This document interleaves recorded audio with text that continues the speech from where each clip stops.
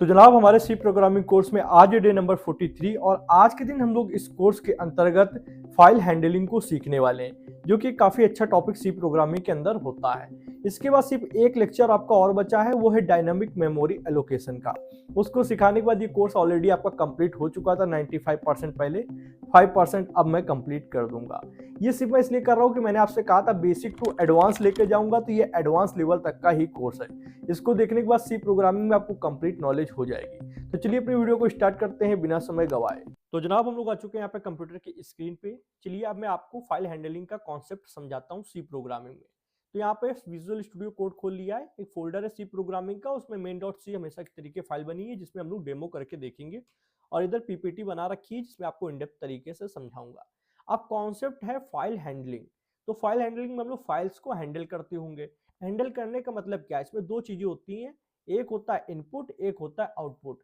Input मतलब या तो हम लोग फाइल में कुछ डेटा डाल रहे होंगे, आउटपुट मतलब या तो फाइल से कुछ डेटा निकाल रहे होंगे, उसका यूज कर रहे होंगे। ओके, डेटा किसी भी तरीके का हो सकता है, इंटीजर, कैरेक्टर, वो आप पे डिपेंड करता है पूरी तरीके। ठीक है, तो हम लोग अब one by one step by step समझते हैं कि फाइल हैंडलिंग होती किस तरीके से सी प्रोग्रामिंग में।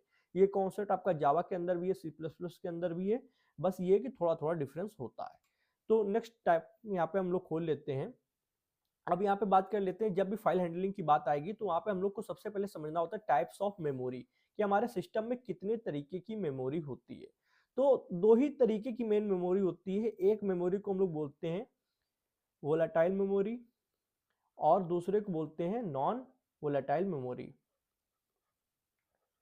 ओके, ये इसका डिफरेंस क्या है? देखो, वोलेटाइल मेमोरी में आपकी आती है रैम, रैंडम एक्सेस मेमोरी, आपने फिफ्थ फोर्थ में पढ़ा होगा। ठीक है, इसमें आप जो भी डेटा रखते हो वो डेटा जब ही तक है जब तक वो प्रोग्राम चल रहा है, जब तक आपका सिस्टम ऑन है।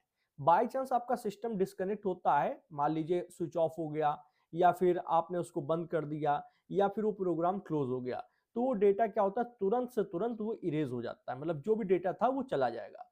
पर हार्ड डिस्क या एसएसडी जो अब आ चुकी हैं, इनमें बिल्कुल डिफरेंट होता है। इनमें आपने जो भी डेटा मान लीजिए रखा, मान लीजिए यहाँ पे फाइल के रूप में मैंने एक फाइल रखी जेपीजी, ठीक है, जेपीजी फाइल रखी हुई है, तो ये चाहे आप सिस्टम बंद कर दो, चाहे कुछ भी कर दो, जो फाइल इसके अंदर थी, जो डेटा इसके अंदर था, वो रहेगा अपनी जगह पर। तो ये क्या है, ये टिकाऊ है। इसको हम लोग जब यूज करते हैं जब हमको कुछ स्टोरेज के रूप में रखना होता है। मान लीजिए हम लोग डेटा को स्टोर कर रहे हैं स्टोरेज के रूप में, और एक जगह से दूसरी जगह हमको, मान लो पेन ड्राइव में हमने डेटा ले लिया, अपने दोस्त को दे दिया, तो हम लोग ये बोल सकते हैं कि ये नॉन वोलेटाइल मेमोरी है। चाहे सिस्टम बंद हो, प्रोग्राम क्लोज हो, ये डेटा वहां का वहां रहेगा। पर रैम के अंदर जो भी डेटा है वो जब भी तक है जब तक वो प्रोग्राम रन कर रहा है, या आपका जो सिस्टम है वो ऑन है। अगर वो ऑफ होता है वो डेटा इरेज हो जाएगा। क्लियर है? ठीक, तो इतना हम लोग को टाइप्स ऑफ मेमोरी के बारे में पता चला। बट अब हम लोग बात करेंगे कि एक्चुअल में जो भी आप प्रोग्राम बना रहे हो सी प्रोग्रामिंग के अंदर, वो सारे प्रोग्राम बनते हैं रैम में। ठीक है, जो करंटली आप काम कर रहे होते हो वो रैम के अंदर हो रहा होता है। पर जो डेटा आप सिक्योर करके रखना चाहते हो कि हाँ, इस डेटा का हम लोग को बार बार फ्रिक्वेंटली यूज करना है, वो डेटा, वो सारी आपकी फाइल्स कहाँ होंगी, नॉन वोलेटाइल मेमोरी, जो कि आपकी हार्ड डिस्क या एसएसडी होती है आज के समय में। तो सारी फाइल, सारा डेटा तो यहाँ पर है। तो हम लोग क्या करते हैं, इस प्रोग्राम से यहाँ से डेटा को कुछ रीड करते हैं और कुछ राइट करते हैं। ठीक है, अब ये रीड और राइट करने का कॉन्सेप्ट ही फाइल हैंडलिंग कहलाता है, कि हम लोगों ने यहाँ से कुछ डेटा अपने प्रोग्राम के थ्रू मंगाया, और फिर उसमें जब हम लोगों ने कुछ काम किया तो वापस उस डेटा को भेज दिया। ठीक है, तो ये हो कैसे रहा है कि एक वोलेटाइल मेमोरी एक नॉन वोलेटाइल के साथ कनेक्ट कर पा रही है, और उसकी फाइल, उसकी डेटा को यूज कर पा रही है, प्रिंट करा पा रही है, और फिर आउटपुट वापस भेज पा रही है और इनपुट दे पा रही है, इस तरीके के काम कर पा रही है, कैसे हो पा रहा है। ठीक है, इसी चीज को आज हम लोग समझने वाले हैं। तो इतना क्लियर है, जो आपकी रैंडम एक्सेस मेमोरी होती है, ये जब ही तक डेटा स्टोर करती है जब तक वो प्रोग्राम रन कर रहा है। जैसे एग्जांपल के तौर पे आपने वेरिएबल बनाते हो, ठीक है, तो मैंने कहा int age is equal to 36। अब ये वेरिएबल आपने जो भी बनाया है ये, और इसके साथ मान लीजिए एक एरे बनाया, ठीक है। अब ये जो एरे है और ये वेरिएबल, ये कब तक है, जब तक ये प्रोग्राम रन कर रहा है। एक बार प्रोग्राम कंप्लीट हुआ, एक बार फंक्शन कंप्लीट हुआ, उसके बाद ये वेरिएबल्स भी नहीं रहेंगे, ये एरे भी नहीं रहेगा। बट अगर यहाँ पे मान लीजिए कोई MP3 फाइल है, कोई भी डेटा है, मान लो कोई TXT फाइल है एग्जाम्पल के तौर पे, जिसमें सिर्फ हेलो लिखा हुआ है, तो वो कुछ भी हो जाए वो जाएगा नहीं अपनी जगह से। बट ये क्या है, इसके अंदर जितना भी आप कुछ भी कंटेंट लिखते हो, चाहे कोई वेरिएबल्स डिक्लेयर करते हो, एरे डिक्लेयर करते हो, वो जब ही तक है जब तक वो चल रहा है। ठीक, ये हम लोग को क्लियर है। अब आते हैं नेक्स्ट स्लाइड पे। नेक्स्ट स्लाइड में थोड़ा सा हम लोग टॉपिक को समझते हैं, जैसे फाइल्स एक्चुअल में होता क्या है। तो files is a container in a storage device to store data. ये एक तरीके के कंटेनर होते हैं स्टोरेज डिवाइस में, जो कि डेटा को अपने अंदर स्टोर करके रखते हैं स्थायी रूप से। स्थायी रूप मतलब कुछ भी हो जाए वो वहां पर रहेगा। ठीक है, और file are used to persist the data. Files का यूज हम लोग करते हैं अपने डेटा को लॉन्ग टर्म के लिए, लंबे समय के लिए स्टोर करके रखने में या सिक्योर करके रखने में। आप बोल सकते हो कि मान लो मेरे पास कुछ कंटेंट है, मान लीजिए टेक्स्ट बेस कुछ कंटेंट है, ये लिखा हुआ है, मैं चाहता हूं कि ये अगले 1 साल तक सिक्योर रहे। तो हम लोग एक फाइल बना देंगे, मान लीजिए मैंने कहा demo.txt नाम से एक फाइल बना दी, तो ये अब कहीं नहीं जाएगा। ठीक है, क्योंकि ये एक फाइल में आ चुका है। तो फाइल क्या करती है, डेटा को प्रिसिस्ट संभाल के रखती है, स्टोर करके रखती है लंबे समय तक। फिर आते हैं रैम पे। तो RAM is a volatile memory. ठीक है, ये तभी तक है जब तक सिस्टम ऑन है। Okay, content are lost when program terminates. जैसे ही प्रोग्राम टर्मिनेट होगा, कंप्लीट होगा, उसके अंदर का कंटेंट चला जाएगा। क्लियर है। फिर हम लोग आते हैं रीड एंड राइट पे। दो ही चीज होती है मेमोरी के अंदर, एक रीड एक राइट। हम लोग ये तो रीड कर रहे होंगे या राइट कर रहे होंगे। तो रीड का मतलब है डेटा को यूज करना उस फाइल से निकाल के, डेटा फ्रॉम अ फाइल। एक फाइल है, इसमें से कुछ डेटा था, उसको हम लोग ने निकाल के मान लीजिए सिर्फ प्रिंट करा दिया, तो ये क्या कर रहे हैं हम लोग, रीड कर रहे हैं। इस प्रोसेस को क्या बोलेंगे, रीडिंग। ठीक है, और राइटिंग मतलब यहाँ पे हम लोग बोलेंगे कि कुछ भी डेटा हम लोग फाइल के अंदर सेव कर रहे हैं। मान लीजिए एक यूजर है राहुल नाम का। ठीक है, तो इंट राहुल, ठीक है, अंडरस्कोर एज, राहुल की एज मान लीजिए 21 है। अब मुझको इसको स्टोर करा के रखना है, तो इस 21 को हम लोग किसी तरीके से एज .txt फाइल में भेज देंगे, तो वो हमेशा के लिए सिक्योर हो जाएगा। तो क्या करेंगे, राइट करेंगे ऐसी सिचुएशन पे। क्लियर है, आई होप आपको यहां तक समझ में आ रहा होगा। अब हम लोग समझते हैं कि मेजर ऑपरेशंस क्या होते हैं। मान लीजिए एक फाइल सिस्टम के अंदर है, तो कौन कौन से ऑपरेशंस हो सकते हैं। तो सबसे पहला ऑपरेशन है कि एक फाइल क्रिएट होना चाहिए। ठीक है, आपके सिस्टम में ऑलरेडी यहाँ पे एक फाइल होनी चाहिए। ठीक है, तभी आप उसमें कुछ भी कर सकते हो। अब फाइल है, इतना क्लियर है। तो उसके बाद सबसे पहले हम लोग फाइल को ओपन करते हैं। जैसे ऑलरेडी अभी तक आप लोग अपने रियल दुनिया में देखते हो, फिजिकल फाइल्स देखते हो, आपने स्कूल कॉलेज में फाइल्स बनाई होंगी, तो पहले तो एक फाइल चाहिए है। फिर जब उसमें कुछ भी करना है, मान लो उसके अंदर का लिखा हुआ डेटा पढ़ना है या उसमें पेन से कुछ लिखना है, तो क्या करोगे, पहले फाइल को ओपन करोगे। तो जाहिर सी बात है कि फाइल ओपन कर दी। ठीक है, अब उसके बाद में अगर ओपन करी है, तो उसको जब भी उसमें कोई आप टास्क कर रहे हो, चाहे रीड और राइट, उसके बाद आपको फाइल क्लोज भी करनी चाहिए। अच्छी प्रैक्टिस है। कभी ऐसा तो नहीं है कि आपने कॉपी खोल के इस तरीके से रख दी बेड पे, अब वो कॉपी पड़ी है, उसमें कुछ भी गिर जाए, कुछ भी फट जाए, तो ऐसा तो नहीं करते हैं। तो वैसे ही जब हम लोग सिस्टम के अंदर कोई फाइल ओपन कर रहे होते हैं, तो वो कुछ रिसोर्सेस ले रही होती है। अगर मान लीजिए आप क्लोज नहीं भी करोगे, तो वो तो आपको कोई ऐसे डायरेक्टली फर्क नहीं दिख रहा है, बट सिस्टम में रिसोर्सेज ले रही, तो अच्छी प्रैक्टिस मानी जाती है कि जो फाइल ओपन की गई है वो क्लोज भी की जाएगी। ओके, तो ओपन की गई है तो क्लोज भी कर सकते हैं। ओके, अब ओपन करने के बाद क्या क्या किया जा सकता है, तो कुछ रीड किया जा सकता है फ्रॉम अ फाइल। कुछ भी डेटा रखा है उसको हम लोग रीड कर रहे हैं, उसका यूज कर रहे हैं। ठीक है, और राइट मतलब कि हम लोग उस फाइल के अंदर कुछ डेटा डाल रहे हैं। क्लियर है। तो मोटे मोटे तौर पे ये आपके 5 ऑपरेशंस हो गए। ठीक है, अब आते हैं हम लोग नेक्स्ट स्लाइड पे। नेक्स्ट स्लाइड में हम लोग समझते हैं कि टाइप्स ऑफ फाइल्स है क्या एक्चुअल में। टाइप्स ऑफ फाइल समझ में आ जाएगा, तो हम लोग यहाँ पे क्लियर बता सकते हैं कि किस तरीके की फाइल है और वो किस तरीके की फाइल है। तो दो ही तरीके की मोटे मोटे तौर पे होती है, एक टेक्स्ट फाइल होती है और एक बाइनरी फाइल होती है।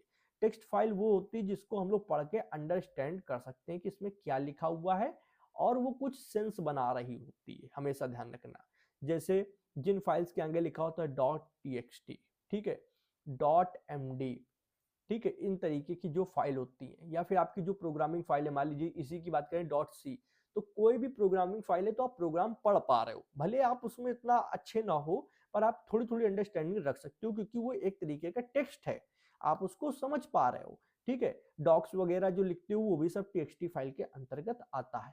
बट बाइनरी फाइल में क्या है, .bin, .exe, ठीक है, ये सब फाइल्स जो होती हैं। अगर हम लोग इमेज की बात करें तो .jpeg, उसके बाद .mp3, ये सब बाइनरी फाइल्स है। जब आप इनको ओपन करोगे तो 0 1 0 0 1 1 0 ऐसे आपको कंटेंट दिखेगा, अजीब सा, इससे भी ज्यादा अजीब दिखेगा, तो आप इसको अंडरस्टैंड नहीं कर सकते हो नॉर्मली, ठीक है। तो हम लोग क्या करते हैं, 90% केस में txt फाइल के अंदर ही वर्क करते हैं। अगर एग्जाम में आएगा कभी क्वेश्चन तो txt फाइल से रिलेटेड ही आएगा, बट हम लोग फाइल हैंडलिंग में 10% अगर कभी यूज हुआ तो बाइनरी फाइल्स में भी काम कर सकते हैं। ऐसा नहीं कि एक्सेस नहीं दिया गया है, एक्सेस दिया गया है बाइनरी फाइल्स में भी काम करने का, पर बहुत कम केस में आपको देखने को मिलेगा। 90-95% केस में आप टेक्स्ट फाइल पे ही करोगे। ओके, फिर हम लोग आते हैं नेक्स्ट पॉइंट पे, फाइल पॉइंटर क्या होता है।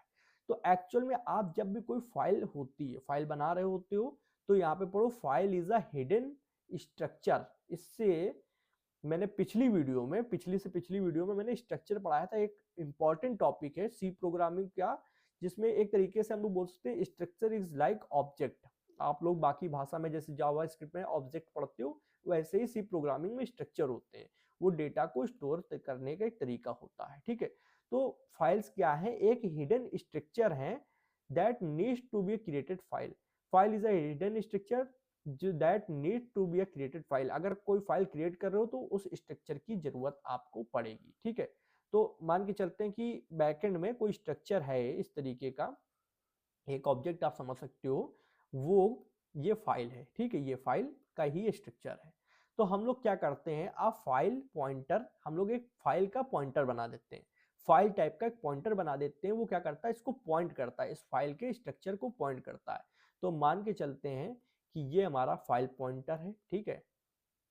फाइल पॉइंटर ये क्या कर रहा है, पॉइंट कर रहा है इस स्ट्रक्चर को, और इस स्ट्रक्चर में जो भी वो बदलाव करेगा, मान लो यहाँ से कुछ इन्फॉर्मेशन लेके आएगा या इसमें कुछ इन्फॉर्मेशन और ऐड करेगा, वो डायरेक्टली हमारी इस फाइल पे शो होगा, ठीक है, डायरेक्टली इस फाइल पे शो होगा।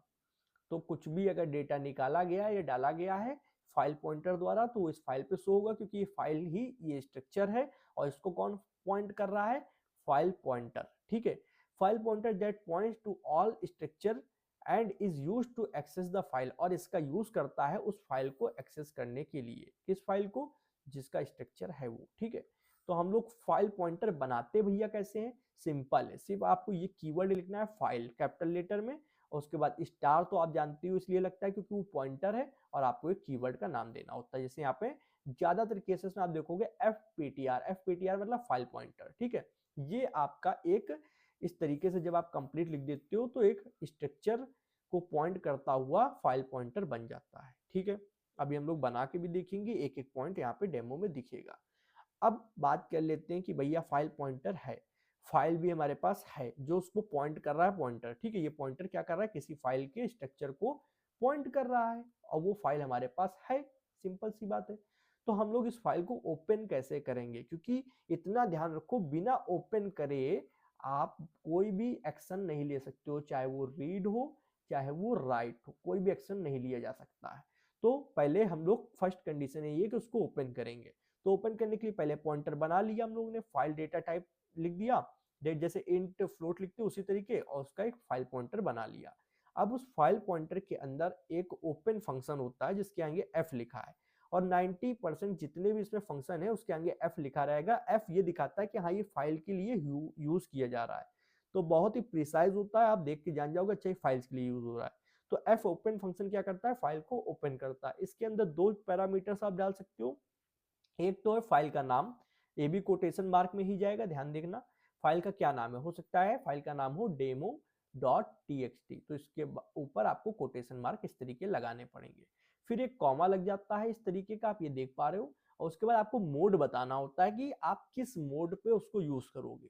तो मोड हो सकता है रीड, हो सकता है राइट, और एक और होता है अपेंड, ठीक है। अभी अपेंड हम लोग आगे पढ़ रहे होंगे तो आपको समझ में आ जाएगा। तो मेन मोटे मोटे तौर पे 3 है, ठीक है। अब इनके आगे भी क्या लगता है, कोटेशन मार्क इस तरीके से लगता है। क्लियर है, ठीक भैया, क्लियर है। और एक चीज ध्यान दीजिए कि जैसे आप लोगों ने यहाँ लिखा फाइल नेम, और यहाँ पे आपने मोड दे दिया रीड राइट अपेंड, तो दिया क्यों जाता है, ये क्वेश्चन अगर मन में आ रहा हो तो बैकएंड में अगर आपने पहले से रीड दे रखा है तो वो उसी हिसाब से सिस्टम बना लेता है, एक तरीके से बफर मेमोरी में सिस्टम बना लेता है कि अच्छा इस फाइल में कुछ भी आप रीड करोगे, उसको पहले से पता होता है तो आपके लिए चीजें इजी हो जाती है, ठीक है। और अगर आप पहले से बता देते हो कि इसमें राइट करेंगे तो उस हिसाब से राइट के लिए तैयार रहता है कौन, फाइल पॉइंटर, कि आप रीड करने वाले हो राइट करने वाले हो, एफ ओपन फंक्शन में आप पहले से ही बता देते हो। क्लियर है। अब हम लोग आगे बढ़ते हैं। जब कोई फाइल बनी है तो वो फाइल सर क्लोज भी होती है, ठीक है। अगर कोई फाइल बन गई है तो क्या है, फाइल क्लोज भी होगी, ठीक, ओके। तो फाइल क्लोज करने के लिए एफ क्लोज फंक्शन का यूज करेंगे। एफ क्लोज फंक्शन में हम लोग सिर्फ ब्रैकेट के अंदर पैरेंथेसिस के अंदर फाइल पॉइंटर जो बनाया था उसको डाल देंगे। तो हम लोग पहले कैसे लिखते हैं, एफ क्लोज नीचे लिखेंगे, पैरेंथेसिस में हम लोग वो एफ पॉइंटर जो बनाया है ऊपर वो डाल देंगे, बस इस तरीके से। क्लियर है। अब बात करते हैं कि फाइल जो ओपन हो रही है वो कितनी तरीके की होती हैं, ठीक है। भैया क्या बोल गए, फाइल ओपन हो रही है वो कितनी तरीके की होती है, क्या मतलब इसका, देखो मोड की बात कर रहा हूं मैं, मैंने यहाँ पे दिखाया था ना, एक सेकंड पीछे आता हूँ। मैंने यहाँ पे दिखाया कि जो ओपन हो रही है वो कितने तरीके से होती है, मतलब मोड क्या क्या है। तो मैंने 3 बताए थे, एक रीड बताया, एक राइट बताया और एक अपेंड बताया, 3 बताए थे। अब उन्हीं की बारी है, हम लोग ये मोड के बारे में समझ रहे हैं। तो कितने तरीके के मोड होते हैं ये समझेंगे। तो फाइल ओपनिंग मोड्स, तो ये टोटल आपके 5 प्रकार के होते हैं। पहला ओपन टू रीड। अब जब आप मोड के अंदर इस तरीके से आर लिख देते हो तो वो समझ जाता है कि आप इस फाइल को रीड करने के लिए ओपन कर रहे हो। अच्छा भैया ठीक है।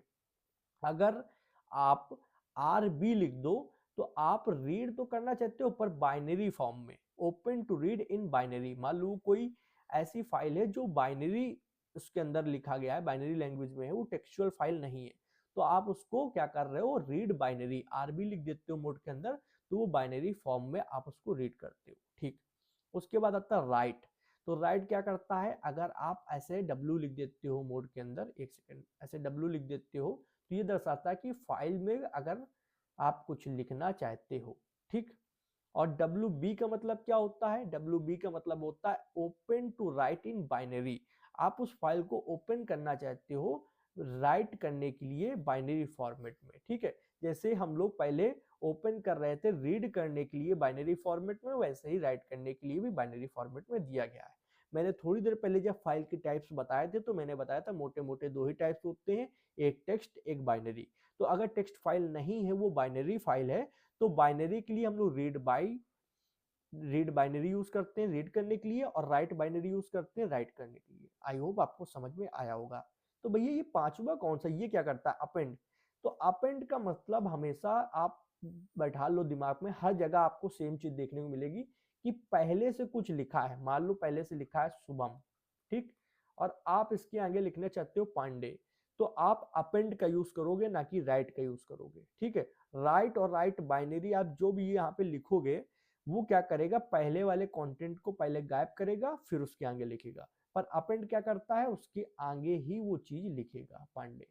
तो राइट क्या कर देता है, रिप्लेस कर देता है, वो कंटेंट आया हटाएगा उसकी जगह पांडे लिख देता। ये मैंने आगे समझा रखा है, मैं इसको पहले ओपन कर लेता हूँ। सबसे पहले बात कर लेते हैं रीड की। तो रीड में देखो दोनों मैं बता रहा हूँ, रीड में अगर आर मतलब रीड या फिर आर बी लिखा है आपने, आर बी मतलब रीड बाइनरी, बाइनरी रीड, ठीक है। करते समय अगर वह फाइल सिस्टम में उपस्थित नहीं है, मान लो आपने यहाँ पे डेमो डॉट टीएक्सटी नाम से एक फाइल के लिए क्या किया, रीड करने के लिए कहा, ठीक है। मान लो आपने कहा रीड करना है और वो हुई ना, वो क्या हुई, सिस्टम के अंदर हुई ना, तो आपका जो फंक्शन था, कौन सा फंक्शन, एफ ओपन फंक्शन जो था, जो एफ पीटीआर की तरफ से आ रहा था, वो क्या करेगा, रिटर्न एक नल वैल्यू स्टोर करके देगा, ठीक है। तो ऐसी कंडीशन में फाइल वेरिएबल के अंदर नल स्टोर हो जाएगा, फाइल वेरिएबल के अंदर जो भी आप बना रहे हो उसके अंदर नल स्टोर हो जाएगा। क्लियर है। हाँ भैया कुछ कुछ चीजें तो क्लियर हैं, ठीक है। तो बस यही मैं चाहता हूँ कि आपको क्लियर होनी चाहिए। आई होप यहाँ तक आपको समझ में आ रहा होगा कि अगर फाइल नहीं है तो उसकी जगह रिटर्न में क्या आएगा, नल वैल्यू आएगी। ओके ठीक है। तो यहाँ पे हम लोग क्या करने वाले हैं, यहाँ तक चीजें समझ में आई। रीड या बाइनरी रीड, आई थिंक आपको यहाँ पे कंफर्म हो गया होगा कि इसमें क्या डिफरेंस है। रीड नॉर्मल टेक्स्ट फाइल के लिए यूज होता है और रीड बाइनरी मतलब आरबी बाइनरी फाइल को रीड करने के लिए होता है। ओके, तो अब हम लोग क्या करने वाले हैं, वीएस कोड में आने वाले हैं और पहले इतना समझेंगे कि अगर कोई फाइल यहाँ पे जैसे मैंने बताया है कि सिस्टम में ना हुई, कोई फाइल क्या हुई, सिस्टम में उपस्थित ना हुई, तो हम लोग उसकी जगह नल स्टोर हो जाता है, मतलब नल हमें मिल जाता है। फाइल नहीं हुई तो नल मिलेगा। तो क्या ये चीज पॉसिबल है, आइए चेक करते हैं वीएस कोड में। तो सबसे पहले देख लेते हैं, यहाँ पे हम लोग बेसिक टेम्पलेट लिख लेते हैं यहाँ पे सी प्रोग्रामिंग का। तो हैज इंक्लूड stdio.h ये मैंने लिखा, एक मेन फंक्शन लिखते हैं इंट मेन। इंट मेन लिखने के बाद मैंने कहा रिटर्न 0, इतना लिख दिया। ठीक है, थोड़ा बड़ा कर लेते हैं, बड़ा करने के बाद यहाँ पे आते हैं। सबसे पहले फाइल पॉइंटर बनाना होता है, तो फाइल डेटा टाइप के लिए कैपिटल लेटर में FILE फाइल आपने लिखा, स्टार लगाएंगे और FPTR, ये हो गया फाइल पॉइंटर। ठीक है, फाइल पॉइंटर होने के बाद में अब आप फाइल पॉइंटर से किसी भी फाइल को पॉइंट कर पा रहे हो। ओके, अब हम लोग फाइल पॉइंटर के अंदर से F ओपन का यूज करेंगे। फाइल ओपन, ये मैं आपको अभी थोड़ी देर पहले पढ़ाया था, आपको दिखा होगा यहाँ पे फाइल ओपन, इसको पढ़ रहे हैं। ठीक है, तो इसमें दो चीजें देते थे, एक फाइल नेम, क्या देते थे, एक हम लोग फाइल का नाम देते थे यहाँ पे और एक उसके मोड के बारे में बताते थे। तो वो भी समझेंगे वन बाय वन। सबसे पहले हम लोग इतना देखते हैं कि अगर हम लोग ने फाइल का नाम दिया demo1.txt, ठीक है, कॉमा लगाया, कॉमा लगाने के बाद मैंने कहा उसको रीड कंडीशन पे ओपन करना है। ठीक है, तो रीड कंडीशन में करो या रीड बाइनरी कंडीशन में करो, दोनों सेम होता है। सिर्फ रीड बाइनरी फाइल्स के लिए यूज होता है, बस इससे ज्यादा और कोई डिफरेंस है नहीं। तो हम लोग रीड पे जो करेंगे वही रीड बाइनरी पे भी अप्लाई होगा। ठीक है, इतना हम लोगों ने किया। तो क्या हमको यहाँ पे नल मिल रहा है कि नहीं मिल रहा है, क्योंकि हमारे पास कोई भी यहाँ पे demo1 नाम की फाइल नहीं है। आप सिस्टम में देख सकते हो कोई भी यहाँ पे इस फोल्डर के अंदर demo1.txt फाइल नहीं है, टेक्स्ट नहीं, txt। ओके, तो यहाँ पे अब हम लोग सबसे पहले एक इफ कंडीशन बनाएंगे और इफ में लिखेंगे अगर फाइल पॉइंटर के अंदर नल हो, नल हो, अगर फाइल पॉइंटर के अंदर नल मिल जाए तो आप प्रिंटफ कर दो, printf file does not exist. ठीक है, ये मैंने इतना लिखा। अब लिखने के बाद हम लोग एल्स कंडीशन पे आएंगे और एल्स में अगर मान लो फाइल हुई तो क्या होगा, उसको क्लोज करेंगे। ओपन होने के बाद क्लोज भी तो किया जाता है फाइल, तो उसके अंदर एफ क्लोज लिखेंगे। एफ क्लोज भी अभी थोड़ी देर पहले बताया था, इसमें एफ पॉइंटर डाल देंगे। तो यहाँ पे हम लोग ने क्या कहा है, हम लोग ने कहा है कि हमको फाइल रीड करनी है। कौन सी फाइल को, डेमो सॉरी demo1.txt को। ठीक है, तो demo1.txt फाइल को रीड जब ही कर पाएंगे जब हमारे सिस्टम में होगी। तो सिस्टम में फाइल है नहीं, तो इसको क्या करना चाहिए, रिटर्न करना चाहिए नल। इसको क्या करना चाहिए, नल रिटर्न करना चाहिए। तो नल किसके अंदर आएगा, FPTR के अंदर आएगा। तो हम लोग यहाँ पे इफ कंडीशन से चेक कर रहे हैं कि अगर नल वैल्यू है तो ये शो कर दो, और अगर नल नहीं है तो इसका मतलब फाइल ओपन हो चुकी है, तो F क्लोज कर दो। ओके, तो रन करके देखते हैं किस चीज का इंतजार है हम लोगों को। चलिए रन किया, रन करने पे फाइल डज नॉट एग्जिस्ट, इसका मतलब फाइल थी नहीं वहां पे। ठीक है, तो हम लोग एक फाइल बना भी देते हैं। मान लीजिए मैंने कहा demo.txt और यहाँ पे मैंने कुछ नहीं किया, वन हटा देते हैं, वन बेकार में लगा। demo.txt अब फाइल है हमारे पास, तो क्या करना चाहिए, वैसे तो फाइल क्लोज कर दो। फाइल क्लोज करने से पहले एक मैसेज भी शो करा दो हम लोगों के लिए, जिससे हम लोग जान पाए फाइल सिस्टम में है। ठीक है, चलो इसको रन करते हैं। रन करने पे फाइल सिस्टम में है, इसका मतलब ये यहाँ पे चेक कर पा रहा है अच्छे से कि फाइल सिस्टम में है या नहीं है, सिर्फ इफ कंडीशन में नल की वैल्यू चेक करने से। कि फाइल पॉइंटर के अंदर अगर नल की वैल्यू है तो उसका मतलब फाइल नहीं है, और अगर नल की वैल्यू नहीं है तो फाइल है, और है तो ओपन हो चुकी होगी तो उसको क्लोज भी कर दो। ठीक है, कर देंगे, कोई बड़ी बात है नहीं। अब आते हैं फिर से यहाँ पे, तो हम लोगों ने क्लोजिंग समझ लिया, यहाँ पे जितने मोड्स थे 4 प्रकार के, 5 प्रकार के बेसिकली, तो पांचों समझ लिए। अब इनके बारे में थोड़ा थोड़ा समझ लेते हैं। तो रीड तो पता चल गया कि रीड लिखो, आर लिखो या आरबी लिखो, अगर वो फाइल है ही नहीं है तो क्या करेगी, ओपन कर देगी, और अगर सिस्टम में वो उपस्थित नहीं है तो ऐसी कंडीशन में वेरिएबल के अंदर नल स्टोर हो जाएगा, नल वैल्यू आ जाएगी, तो हम लोग कंपेयर कर पाएंगे। अब आते हैं राइट के लिए। तो राइट में चाहे आप डब्ल्यू लिखें या डब्ल्यू बी लिखें, मतलब राइट इन बाइनरी, तो बात दोनों ही है सेम। तो राइट या राइट बाइनरी राइट करते समय अगर वह फाइल सिस्टम में उपस्थित नहीं है, आप जिस भी फाइल के लिए रिटर्न करना चाह रहे हो वो उपस्थित नहीं है, तो ऐसी कंडीशन में क्या होगा, फाइल अपने आप बन जाएगी। सही में भैया? हाँ, अगर कोई भी फाइल आप लिख रहे हो, मान लो टीचर्स डॉट टीएक्सटी फाइल के लिए आप रन कर रहे हो रीड राइट कमांड, ठीक है, तो राइट लिखो या राइट बाइनरी डब्ल्यू बी लिखो, कुछ भी लिखो, तो अगर ये फाइल नहीं भी सिस्टम के अंदर हुई तो ये कमांड रन करते ही ये फाइल बन जाएगी अपने आप से। ओके, तो बन जाएगी और आप उसमें जो भी डेटा लिख पाएंगे, जो लिखेंगे वो उसके अंदर फाइल के अंदर आ जाएगा। और यदि फाइल पहले से उपस्थित है तो उसका सारा डेटा हट जाएगा, रिप्लेस हो जाएगा, किसके साथ, नया लिखा गया जो डेटा है उसकी जगह पर। तो भैया ये थोड़ा कंफ्यूजिंग लगा यहाँ पे, क्या चीज मतलब बताता हूँ। जैसे मान के चलो ये एक फाइल है, ठीक है, इसके अंदर पहले से लिखा था शुभम, ठीक, आपने इस फाइल को क्या किया, फाइल का नाम मान के चलते हैं डेमो डॉट टीएक्सटी है। अब इसमें आपने राइट कमांड से डाला और उसके बाद कुछ राइट किया, तो पहले क्या होगा, जो शुभम था वो इरेज हो जाएगा। ठीक है, शुभम जो था वो पहले थोड़ा सा इरेज हो जाएगा, मतलब इसको हटा दिया जाएगा और इसकी जगह जो नया कुछ लिखोगे, मान लो नया आपने लिखा यहाँ पर राहुल, राहुल को क्या किया, राइट किया, तो शुभम के आगे राहुल नहीं आएगा, पहले जो कंटेंट वो इरेज हो जाएगा, उसकी रिप्लेस करके यहाँ पे राहुल आएगा। ये भी हम लोग करके भी देखेंगे। तो दो चीजें यहाँ पे क्लियर हुई, अगर फाइल पहले से उपस्थित नहीं है तो ऐसी कंडीशन में अपने आप फाइल बन जाएगी और उसमें डेटा लिख जाएगा, और यदि फाइल पहले से उपस्थित है तो उसका सारा डेटा हटेगा और उसकी जगह नया डेटा आ जाएगा उसको रिप्लेस करके। क्लियर है?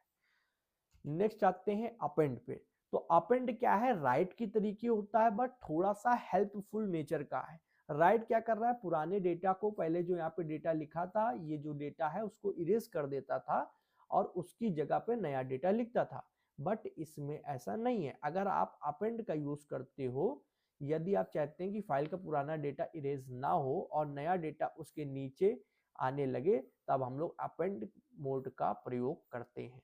जैसे शुभम है और नया डेटा आपने राहुल लिखा, ठीक है, तो वो पहले शुभम इरेज नहीं होगा, उसी के आगे से राहुल आ जाएगा। क्लियर है? ठीक भाई, इतना समझ में आ गया। अब हम लोग आते हैं सबसे पहले कि भाई बार बार रीडिंग रीडिंग की बात कर रहे हो तो रीडिंग करेंगे कैसे, रीड करना कैसे। मान लो इस फाइल के अंदर लिख दिया हम लोगों ने शुभम, ठीक, शुभम लिख दिया और इस फाइल का नाम है यहाँ पे स्टूडेंट डॉट टी। अब मुझे इस फाइल का कंटेंट रीड करना है। क्या करना है, इस फाइल का कंटेंट मुझे रीड करके शो कराना है, प्रिंट कराना है। तो कैसे कराएंगे, तो उसके लिए ये कमांड यूज होती है एफ स्कैन एफ। ये कुछ कुछ सुना लग रहा है? हाँ, जैसे आप स्कैन एफ का यूज करते थे अभी तक यूजर से वैल्यू लेने के लिए, सेम उसी तरीके का है। अभी तक बस फर्क इतना था कि स्कैन एफ में आप दो चीजें सिर्फ डालते थे, एक तो आप फॉर्मेट स्पेसिफायर डालते थे कि किस तरीके का डेटा है, जैसे %C है तो हम लोग को ये क्लियर था कि कैरेक्टर टाइप का डेटा होगा, तो ये क्या हो गया, ये हमारा फॉर्मेट स्पेसिफायर हो गया, फॉर्मेट स्पेसिफायर, ठीक है। और उसके बाद आप एड्रेस बताते थे उस वेरिएबल का।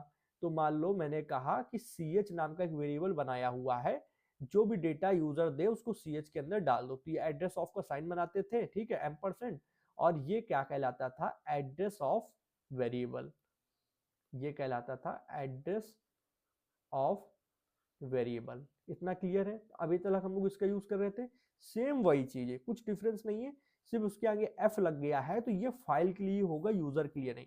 अभी तक स्कैन एफ से यूजर से वैल्यू ली जाती थी, बट एफ स्कैन एफ से क्या होगा, फाइल से वैल्यू ली जाएगी। तो जैसे फाइल में शुभम लिखा हुआ है, ठीक है, तो इसको मुझे प्रिंट कराना है तो हम लोग फाइल से वैल्यू लेंगे, जाहिर सी बात है। तो कैसे लेंगे, हम लोग इसमें तीन चीजें बताते हैं। पहला फाइल पॉइंटर, जैसे मैंने बताया फाइल पॉइंटर पहले डालेंगे। दूसरा फॉर्मेट स्पेसिफायर डालेंगे, फॉर्मेट फॉर्मेट स्पेसिफायर, ठीक है, ये डालेंगे। और तीसरा डालेंगे एड्रेस ऑफ वेरिएबल, कि कहां पर उस डेटा को निकाल के रखना है, एड्रेस ऑफ वेरिएबल। यहाँ पे कुछ स्पेलिंग मिस्टेक हो रही मुझे पता है, पर मैं इस पर ध्यान न देकर क्या कर रहा हूँ, पहले कंटेंट पे ध्यान दे रहा हूँ, ठीक है। तो उस पर आप माइंड मत करें। पहले यहाँ पे देखिए, हम लोगों ने ये बताया कि हम लोग एक वेरिएबल बना लिए हैं कैरेक्टर डेटा टाइप का। कैरेक्टर डेटा टाइप का एक वेरिएबल है जिसका नाम ch है, ठीक है, बन गया। अब हम लोग फाइल से जो भी कंटेंट निकाल रहे हैं, तो पहले तो हम लोग फाइल पॉइंटर डालेंगे किसके अंदर, एफ स्कैन एफ के अंदर। तो ये फाइल के लिए स्कैन एफ है तो एफ आगे लग रहा है और बाकी स्कैन एफ है। फिर उसके अंदर फाइल पॉइंटर डाल देंगे, ये बता देंगे कि किस तरीके का कंटेंट है, तो कैरेक्टर है तो कैरेक्टर डाल दिया %c। फिर हम लोग बताएंगे कि जो भी डेटा फाइल से लेकर हम लोग आ रहे हैं, जैसे यूजर से डेटा लेकर आ रहे थे तो उसको डालना कहां पर है ये भी बताना था। वही चीज है कि फाइल से जो भी डेटा लेकर आ रहे हैं उसको कहां पहुंचाना है, तो हम लोग बताएंगे एड्रेस ऑफ वेरिएबल, कि ये जो वेरिएबल है इसके एड्रेस पे, सिंबल का मतलब होता है एड्रेस, हमेशा ध्यान रखना है, ठीक है। तो एड्रेस ऑफ ch के अंदर पहुंचा दो। तो यहां से जैसे मान लो s निकल के आया, तो ये s जो है, ये जो s होगा, ये s ये क्या करेगा, ch के अंदर आ जाएगा। फिर जब आप एक बार इसी कमांड को दोबारा चलाओगे तो h इसके निकल के h इसके अंदर आ जाएगा, किसके अंदर, ch के अंदर। और हर बार ये इसको प्रिंट कराते जाओगे तो प्रिंट होता जाएगा, ठीक है। यहां तक क्लियर है? आई होप यहाँ पे आपको समझ में आया होगा। तो सबसे पहले हम लोग रीडिंग करके भी देखते हैं कि कैसे हो रहा है, ठीक है। सबसे पहले आते हैं VS कोड पे। VS कोड पे हम लोग जो अभी इतना कोड लिखे हुए हैं इसको हटा देते हैं, और यहाँ पे थोड़ा सा मैं क्या करता हूँ, ब्राइटनेस और हल्की सी इंक्रीज करता हूँ, बस, वेरी गुड। इसको क्या करते हैं, ये हटाते हैं, नए सिरे से सब लिखते हैं। फाइल पॉइंटर भी हटा देते हैं जिससे आपकी प्रैक्टिस होगी। अब सबसे पहले जब आप बना रहे हो तो एक फाइल पॉइंटर बनाओ, FILE file star FPTR file pointer. File pointer पे FPTR के बाद इसमें लिखो स्कैन एफ, आप चला रहे हो किसके लिए, फाइल के लिए, ठीक है। तो आपको सिर्फ इतना लिखना है एफ स्कैन एफ, ठीक है। और ये एक फंक्शन है, इसके अंदर तीन चीजें आएगी। सबसे पहले फाइल पॉइंटर जाएगा जो आपने बनाया है, फिर कॉमा लगेगा। अब आप बताओ कि जो डेटा ले रहे हो किस टाइप का, तो मेरा डेटा है कैरेक्टर टाइप का, तो मैंने कैरेक्टर टाइप का डेटा ले लिया। लेने के बाद में हम लोग कॉमा लगाएंगे। कॉमा के बाद हम लोग बताएंगे कि वो जो डेटा ले रहे हो उसको भेजना कहाँ पर है। तो भेजने के लिए हम लोग यहाँ पे एक वेरिएबल बना लेंगे कैरेक्टर ch नाम का, ठीक है। तो उसके अंदर भेजना है तो हम लोग कहेंगे एड्रेस ऑफ ch, यही सिंबल लगता था, एड्रेस ऑफ ch अभी तक, ठीक है।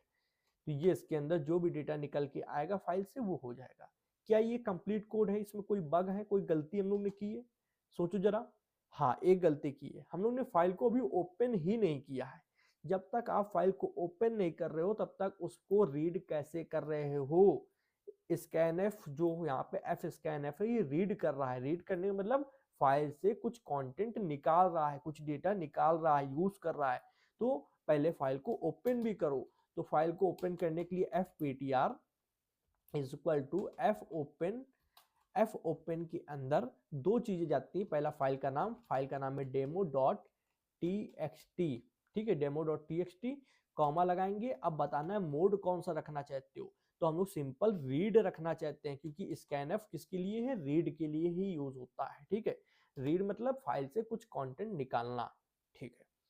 अब कंप्लीट कोड है। यहाँ पे सबसे पहले फाइल पॉइंटर बना लिया, फिर फाइल पॉइंटर में फाइल को ओपन कर लिया, बता दिया कि demo.txt वाली फाइल है और हम लोग रीड करना चाहते हैं, ठीक। यहाँ तक बताने के बाद में फिर एक वेरिएबल बनाया ch नाम से।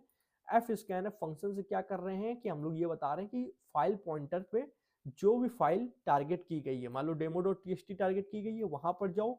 वहां पे जाने के बाद में जो भी कंटेंट मिल रहा है, जो भी कैरेक्टर मिल रहा है, क्योंकि हम लोग ने बताया हुआ है, इसको स्पेसिफाई किया हुआ है कि कैरेक्टर टाइप का डेटा होगा, उसको निकाल के लाओ और किसके अंदर डाल दो, ch के अंदर डाल दो, ठीक है। डालने के बाद क्या प्रिंट भी कराना है? बिल्कुल प्रिंट कराना है। जब इसके अंदर कोई वैल्यू आएगी तो आने के बाद पता कैसे चलेगी? तो प्रिंट भी कराएंगे। प्रिंट एफ नॉर्मल अभी यूज कर रहे हैं तो हम लोग कहेंगे कैरेक्टर और उसके बाद यहाँ पे %c लगा देंगे, %c, कॉमा लगाया, कॉमा लगाने में उस वेरिएबल का नाम डाल देंगे जो प्रिंट कराना चाहते हो, ch। ठीक है, इतना यहाँ पे सब कुछ अभी सही से जा रहा है। जाते जाते यहाँ पर आओ, यहाँ पे, और थोड़ा सा नीचे कर लेते हैं, आपको कोड भी दिखना चाहिए थोड़ा सा। मैं यहाँ पे क्या डाल देता हूँ, शुभम फाइल के अंदर। तो अभी शुभम डाला हुआ है, मैं इसको रन करता हूँ कोड को, तो देखो सिर्फ और सिर्फ यहाँ पे एस आया है। भैया दिखाओ जरा, ये देखो ध्यान से, यहाँ पे सिर्फ एस आया है, कैरेक्टर के आगे सिर्फ एस। तो भैया बाकी क्यों नहीं आया? क्योंकि हम लोग एक बार इस फंक्शन का यूज कर रहे हैं तो एक ही कैरेक्टर निकाल के ये लाएगा, ये एस सिर्फ निकाल के ले आया। तो दोबारा भैया फिर क्या करना पड़ेगा? तो उसके लिए आपको ये फंक्शन बार बार यूज करना पड़ेगा। ओके, तो एस के लिए है फिर H U B H A M, 7 बार है, हमारे 7 कैरेक्टर है तो ये कोड 7 बार लिखा। हाँ मैं जानता हूं कि आप लूप्स का यूज कर सकते हो, कोई दिक्कत नहीं है, बट पहले कॉन्सेप्ट समझो कि वर्क किस तरीके कर रहा है। तो एफ स्कैन एफ से पहले एस निकल के आया, एस प्रिंट हो जाएगा, फिर एच निकल के आया, एच प्रिंट हो जाएगा, फिर यू निकल के आएगा, यू प्रिंट हो जाएगा, फिर बी, फिर एच, फिर ए, फिर एम। इस तरीके से टोटल मेरे नाम में 7 कैरेक्टर्स आते हैं और सातों प्रिंट होते जाएंगे। ओके, एक गड़बड़ी यहाँ पे हुई है क्या? अब वो लाइन से प्रिंट होने की बजाय, मतलब हमको नीचे नीचे लेकर आना था, तो प्रिंट के आगे एक बैक स्लैश एन डालना है। तो सभी प्रिंट के आगे हम लोग क्या करते हैं, बैक स्लैश एन डाल देते हैं। जितने भी प्रिंट एफ हैं, जितने भी प्रिंट एफ हैं, सब में हम लोग क्या करते हैं, बहुत सावधानी पूर्वक से, बस एक सेकेंड, ये मैंने बैक स्लैश एन डाल दिया, हो गया। अब इस कोड को रन करते हैं। रन करने से पहले मैं टर्मिनल क्लियर करता हूं और रन करता हूं। अब तो यहाँ पे ये देखिए, character S, character H, character U, character B, character H, character A, character M, ये सभी न्यू लाइन में इसीलिए आए हैं कि हम लोग ने बैक स्लैश एन डाला है, इसको स्केप सीक्वेंस बोलते हैं। ठीक है, तो हमारा क्या हुआ, डेमो.txt के अंदर जो भी आपने यहाँ पे टेक्स्ट लिख रखा है, जो भी डेटा लिख रखा है, वो हम लोग ने एक प्रोग्रामिंग फाइल की मदद से, मतलब एक वोलेटाइल मेमोरी की मदद से, हम लोग ने नॉन वोलेटाइल मेमोरी में जो भी फाइल्स थी उसको एक्सेस किया और डेटा निकाल के प्रिंट करा दिया। तो अब प्रिंट कराना भी एक यूज माना जाता है कि आप डेटा का यूज कर रहे हैं। तो यूज करने के लिए क्या किया आपने, रीड किया, डेटा को यहाँ से रीड किया। तो आई थिंक आपको रीड का कॉन्सेप्ट समझ में आया होगा। ठीक है, तो हम लोगों ने यहाँ पे कैसे रीड किया जाता है ये तो समझ लिया। अब सिर्फ हम लोग ने अभी देखा है कैरेक्टर्स के लिए, तो लगे हाथ हम लोग देख लेते हैं नंबर्स के लिए। तो नंबर्स के लिए मान लो मैंने 11, 12, फिर उसके बाद 13, मैं ऐसे नंबर लिख लेता हूँ, 14, 15, 16, 17, टोटल कितने नंबर लिखे, 1 2 3 4 5 6 7। ये एक एक नंबर माना जाएगा क्योंकि आप स्पेस नहीं लगा रहे हो। तो ये 1 नंबर, ये 2, ये 3, मतलब ऐसे संख्या गिनोगे कितने डिजिट है तो 7 है। ठीक है, अब इनको प्रिंट कराना है तो कैसे कराएंगे, सब कुछ सेम रहेगा। सबसे पहले बस ऊपर जहां आपने ch वेरिएबल बनाया है, ये कैरेक्टर टाइप का है तो इसको इंटीजर में कन्वर्ट कर दो क्योंकि नंबर्स हमारे इंटीजर होते हैं। ठीक, उसके बाद इसका जो स्पेसिफायर है उसको चेंज कर दो। स्पेसिफायर क्या है, %c, तो वो %d में कन्वर्ट हो जाएगा। तो %d में कन्वर्ट करने के लिए हम लोग सावधानी पूर्वक जितनी जगह c लिखा हुआ है उसको यहाँ पे सिलेक्ट कर लेते हैं और उसको बहुत ही आराम से यहाँ पे, उसके बाद में यहाँ हो गया, फिर यहाँ आएगा, फिर यहाँ आएगा, फिर यहाँ आएगा, और इसको चेंज करके %d कर देते हैं। तो अब ये 90% मुझे लग रहा है सही है, %d कर दिया मतलब इंटीजर। तो चलिए इसको रन करके देखते हैं, रन करने पे क्या ये वैल्यू देगा। मैं सबसे पहले टर्मिनल को क्लियर करता हूँ, रन करता हूँ, 11 12 13 14 15 16 17 ये आ जाना चाहिए, तो आ गया। ठीक है, तो आप इंटीजर के लिए कराएं, चाहे कैरेक्टर के लिए कराएं, चाहे फ्लोट टाइप के लिए कराएं, सिर्फ डेटा टाइप का आपको ध्यान रखना है, उस स्पेसिफायर का ध्यान रखना है, वो चेंज करना है, बाकी सेम सिनेरियो रहेगा। ठीक है भैया, मजा आ गया। हाँ मजा तो आया, पर एक गड़बड़ी अभी हुई है क्या, अगर कोई फाइल ओपन होती है तो क्लोज करना हमारा धर्म होता है, तो हम लोग एफ क्लोज भी लिखेंगे। क्योंकि भले वो आपको दिख नहीं रही है ओपन होते हुए, पर बैकएंड में रिसोर्सेज तो ले रही है। तो एक अच्छी प्रैक्टिस अभी से बनाओ कि एफ क्लोज का यूज करो, उसके अंदर फाइल पॉइंटर को डालो, तब आगे बढ़ो। तो प्रोग्राम बनाने से पहले जब ओपन किया करो तो क्लोज भी कर लिया करो, फिर आपको आसान रहेगा। ठीक है, यहाँ तक समझ में आया सभी को? आई होप आ गया होगा। अब आते हैं नेक्स्ट स्लाइड पे। नेक्स्ट स्लाइड में हम लोग सीखेंगे राइट करना। तो हम लोग ने रीड करना सीख लिया। तो रीड करने के बाद जब आप मोड के अंदर मान लो राइट डालते हो, ठीक है, तो अभी तो आपने राइट मोड डाला है कि आप राइट करना चाहते हो। एक्चुअल में राइट होगा कैसे? तो राइट होने के लिए जैसे ही आपने अभी तक एफ स्कैनएफ का यूज किया था डेटा को रीड करने के लिए फाइल से, तो अब आप यूज करोगे एफ प्रिंटएफ डेटा को फाइल में राइट करने के लिए। ओके, तो भैया अगर हम लोग यहाँ पे ये लिख दें कि एफ स्कैनएफ का प्रयोग डेटा रीड करने में होता है, रीड, ओके, READ रीड करने में होता है। ठीक है, बहुत ध्यान से लिखा दे रहा हूं जिससे दिमाग में हमेशा के लिए बैठ जाएगा। और वहीं एफ प्रिंटएफ का प्रयोग फाइल में डेटा डालने के लिए होता है। ओके, तो जैसे यूजर से आप वैल्यू ले रहे थे तो लेने के लिए स्कैनएफ का यूज कर रहे थे, और देने के लिए या प्रिंट कराने के लिए प्रिंटएफ का यूज कर रहे थे। सेम वही चीज है, फाइल से अगर वैल्यू और डेटा लेना है तो एफ स्कैनएफ यूज करो, फाइल को डेटा देना है तो एफ प्रिंटएफ का यूज करो। और देखो सिंटेक्स तो सेम ही है, आप इसमें भी क्या कर रहे हो, एफ प्रिंटएफ लिख रहे हो, उसके बाद आप फाइल पॉइंटर डाल रहे हो जैसे आप यहाँ पे एफ स्कैनएफ में डाल रहे थे, फिर स्पेसिफायर लगा रहे हो कि कौन सा कंटेंट आप डाल रहे हो, किस टाइप का है, डेटा टाइप क्या है। जैसे कैरेक्टर डाल रहे हो तो कैरेक्टर लिखोगे, इंटीजर डाल रहे हो तो %d लिखोगे। ठीक है, फिर यहाँ पे वो वेरिएबल लिख दो जिसके अंदर वो डेटा है। मान लो CH के अंदर A है, फिर B है, फिर C है, तो आप CH लिख सकते हो, या फिर डायरेक्ट यहाँ पे ABCD लिख सकते हो। अच्छा भैया, हाँ, तो चलो करके देखते हैं। हाँ बिल्कुल करेंगे, करने के लिए तो ही यहाँ पे बैठे हैं सर।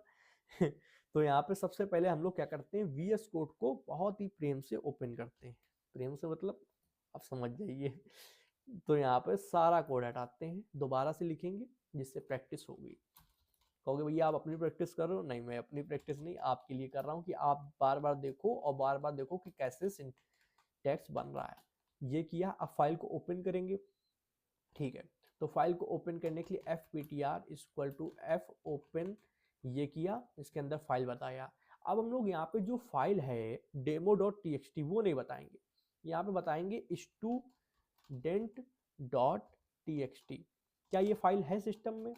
हो सकती भैया, देख लो यहाँ पे है, नहीं है, तो ये फाइल है नहीं, तो क्या यहाँ पे नल रिटर्न होगा? मुझे बताओ, कमेंट सेक्शन में बताओ कि हम लोग जो फाइल यहाँ पे है ही नहीं उसको क्या करने, राइट करने जा रहे हैं, रीड नहीं राइट करने जा रहे हैं, तो क्या यहाँ पे नल रिटर्न होगा? सोचो सोचो।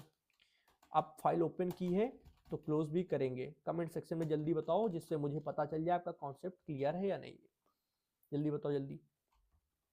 अब हमको राइट करने के लिए क्या करना होगा, यहाँ पे एफ प्रिंटएफ, इसके अंदर एफ पॉइंटर डाल देंगे, पॉइंटर फॉर्मेट स्पेसिफायर डालेंगे %c डालने के बाद हम लोग ये बताएंगे कि आप कौन सा कंटेंट यहाँ पे कौन सा मालिक कैरेक्टर डालना चाहते हो। तो वो हो सकता है किसी वेरिएबल में, हो सकता है डायरेक्ट भी डाल सकते हो। तो मैं डायरेक्ट डालूंगा, जैसे डायरेक्ट डालने के लिए मैं यहाँ पे राहुल डालना चाहता हूँ। चलो राहुल, ठीक है। अब मैं आपको पहले क्लियर कर देता हूँ कि अगर student.txt पहले से नहीं बनी हुई है, ध्यान देना, student.txt पहले से नहीं बनी हुई है तो वो बन जाएगी क्योंकि आप राइट कर रहे हो। ठीक है, तो हम लोग आते हैं और देखते हैं कि क्या वो वहां पे बनी है या नहीं बनी है, खुद ही पता चल जाएगा। अगर बनी होगी तो साफ साफ हम लोग को फाइल में दिखेगा R आते हुए। जैसे मैंने यहाँ पर रन किया, रन करने पे ये रन हुआ, यहाँ पे student.txt एक फाइल बन गई, इसके अंदर R आ चुका है। ठीक है, R आ चुका है। ओके, अब मैं यहाँ पे खुद से लिख देता हूँ पहले कुछ, तो मैं यहाँ पे लिख देता हूँ शुभम। ठीक है, और मैं यहाँ पे क्या करता हूँ, राइट में सिर्फ R नहीं डालूंगा और भी चीजें डालूंगा। बट एक चीज यहाँ पे हम लोग को देखना होगा कि यहाँ पे डबल कोटेशन मार्क लगा रहे हैं। सी प्रोग्रामिंग बहुत ज़्यादा इन सब चीज़ों को ध्यान देती है। डबल कोटेशन मार्क स्ट्रिंग में लगता है, सिंगल कैरेक्टर में आपको सिंगल कोटेशन मार्क लगाना होता है, इस वजह से यहाँ पे एरर भी आ सकता है। ठीक है, तो हम लोग क्या करते हैं, सिंगल कोटेशन मार्क के अंदर एरर, पहले एरर नहीं आर डाल देते हैं। ओके, तो आर डाल दिया। ओके, यहाँ पे ए कर देते हैं। मैं राहुल लिखना चाहता हूँ तो RAHUL, तो यहाँ पे RH, यहाँ पे पहले स्पेलिंग अच्छे हो। ओके, RA, फिर यहाँ पे H, फिर यहाँ पे U, A, और एक और बनाना होगा L के लिए। ठीक है, अब मैं यहाँ पे देख लेता हूँ राहुल, RAHUL। ठीक है, इतना होने के बाद में मैं यहाँ पे जो शुभम लिखा था, ओके, ये गलती से मेरे से मिस्टेकली हट गया था, मैं फिर से लिख देता हूँ शुभम, SHUBHM, शुभम मैंने जो लिखा था, ये जैसे ही मैं यहाँ पे कमांड रन करूंगा शुभम तो हट जाएगा, इसके अंदर राहुल लिख के आ जाएगा। आगे नहीं, मतलब शुभम हटेगा, उसकी जगह पर राहुल लिख के आएगा। तो पहले देख लेते हैं, यहाँ पे कमांड रन की मैंने, कमांड रन करते ही ये देखिए शुभम गया, राहुल आ गया। ठीक है, और बाय चांस अगर आप यहाँ पे डबल कोटेशन मार्क डाल देते तो फिर गड़बड़ कर जाता है। ठीक है, तो ये चीज ना करना गलती, क्योंकि मुझे ये चीज देखने को मिली थी, मैंने आपको क्लियर कर दी। स्टार्टिंग से मैं ये बताते चला आ रहा हूँ कोर्स में कि C programming very strict language, मतलब एक छोटा सा भी आप गलती करोगे जावास्क्रिप्ट में डिक्लाइन हो जाता है, पर इसमें नहीं होता है। इसमें तुरंत अगर इसका डबल कोटेशन मार्क मतलब स्ट्रिंग होता है, सिंगल मतलब कैरेक्टर होता है, तो वही चीज होगी। ठीक है, तो यहाँ पे क्या जानने को मिला कि अगर आप किसी भी फाइल को राइट मोड पे ओपन करते हो और अगर वो फाइल सिस्टम में नहीं हुई तो पहली बात बन जाती है, जैसे अभी मैंने दिखाया था बन गई थी student.txt। और अगर पहले से फाइल है, उसके अंदर कुछ कंटेंट लिखा है, जैसे कुछ कंटेंट मान लो यहाँ पे श्याम पहले से लिखा है, और आप नया कंटेंट कुछ भी डेटा लिखते हो और जैसे ही कमांड रन करते हो तो पुराना डेटा के साथ नया डेटा रिप्लेस कर दिया जाता है, वो हटा के नया लिख दिया जाता है, ये चीज है।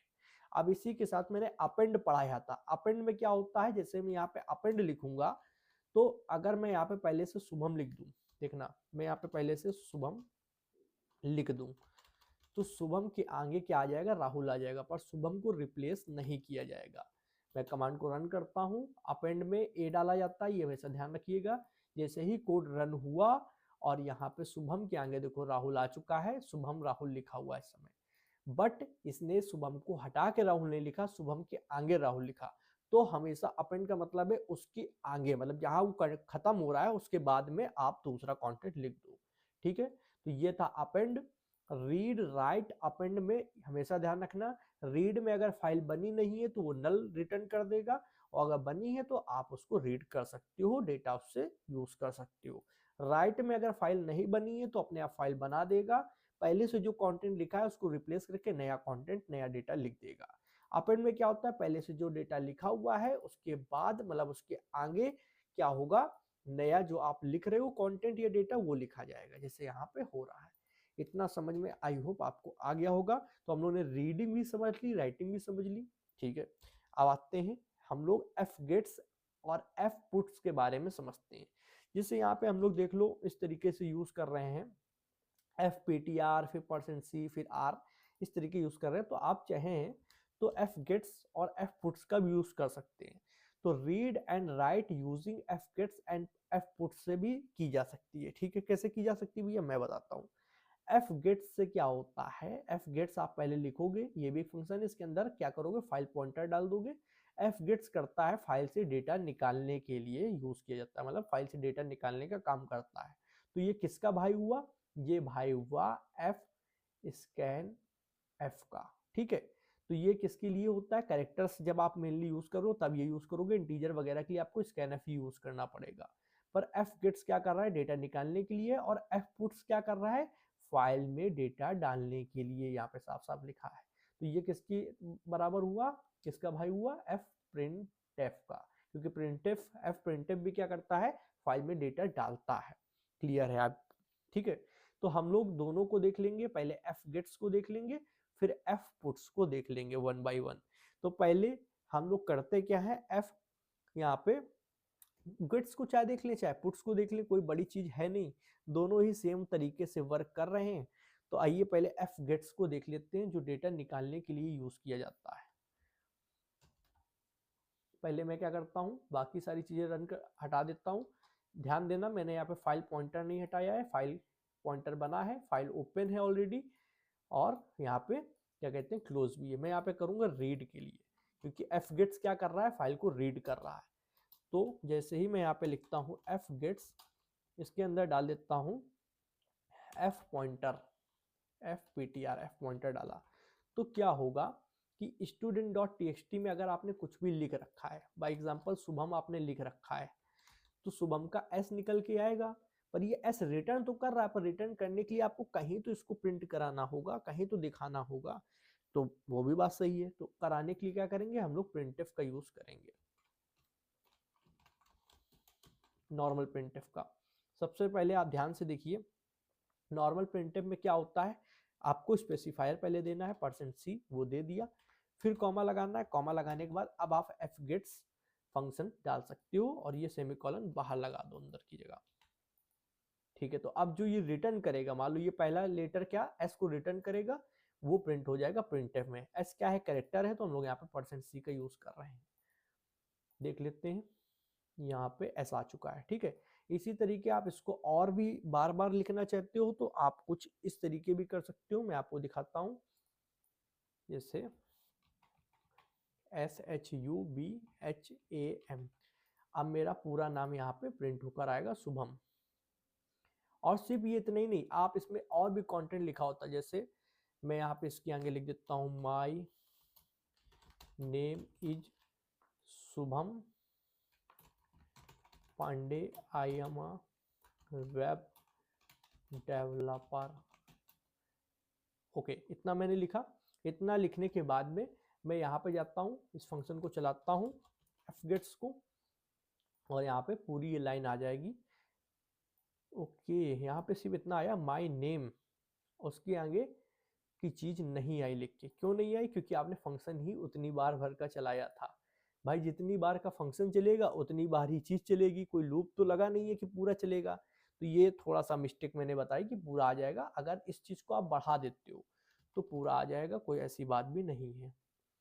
जैसे अगर मैं इसको क्या करूं, बढ़ा दूं, इस तरीके से मैं बढ़ा दिया। अब जैसे ही इतना बढ़ाने के बाद मैं दोबारा से इसको रन करूंगा तो आई होप ये सेंटेंस पूरा आ जाएगा। मैं यहाँ पे जाकर रन करता हूँ। रन करने पे my name is Shubham Pandey, I am web developer, और देखो पूरी लाइन आ चुकी है।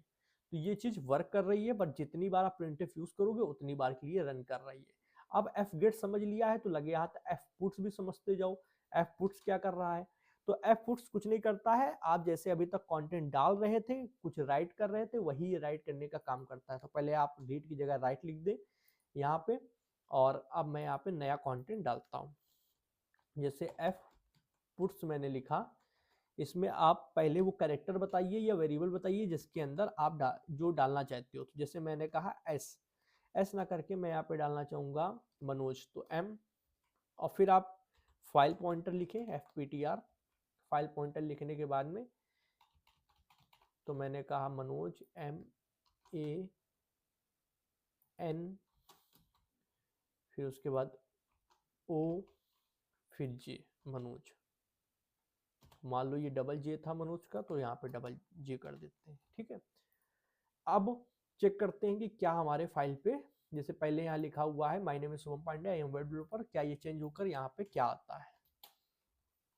जैसे मैंने कोड रन किया, कोड रन करने के बाद यहाँ पे मनोज आ चुका है। तो इसने भी क्या किया, रिप्लेस किया, अपेंड नहीं किया।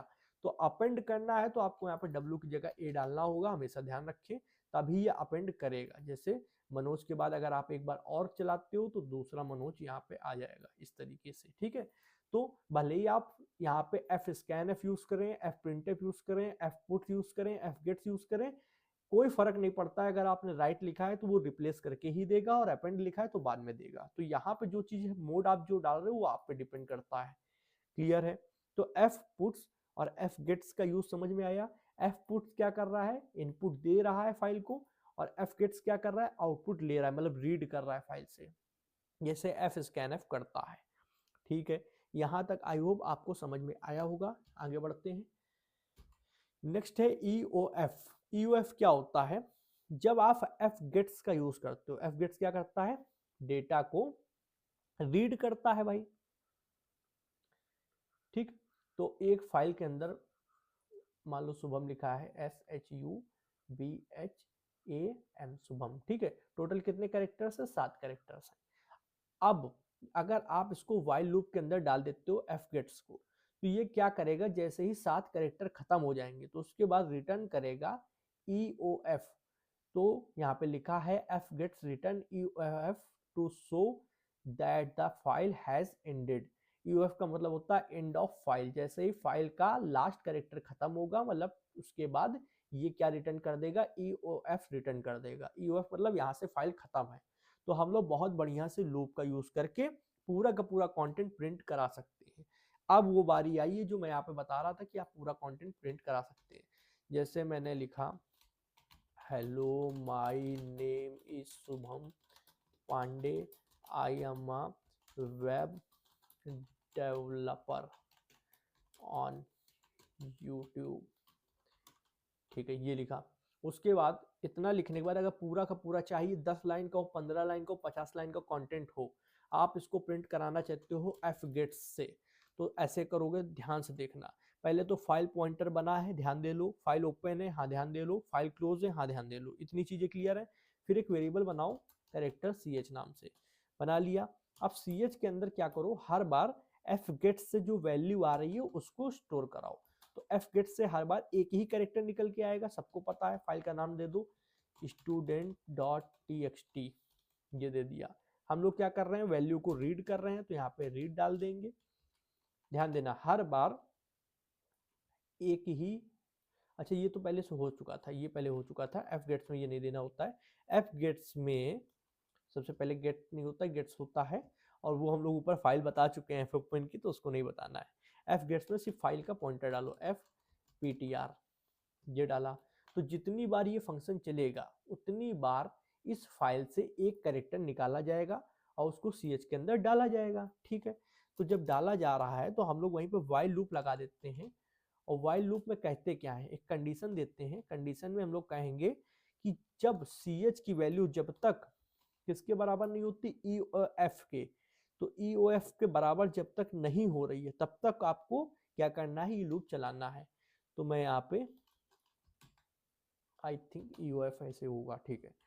EOF के बराबर जब तक ch की वैल्यू नहीं होती तब तक कोड चलाओ।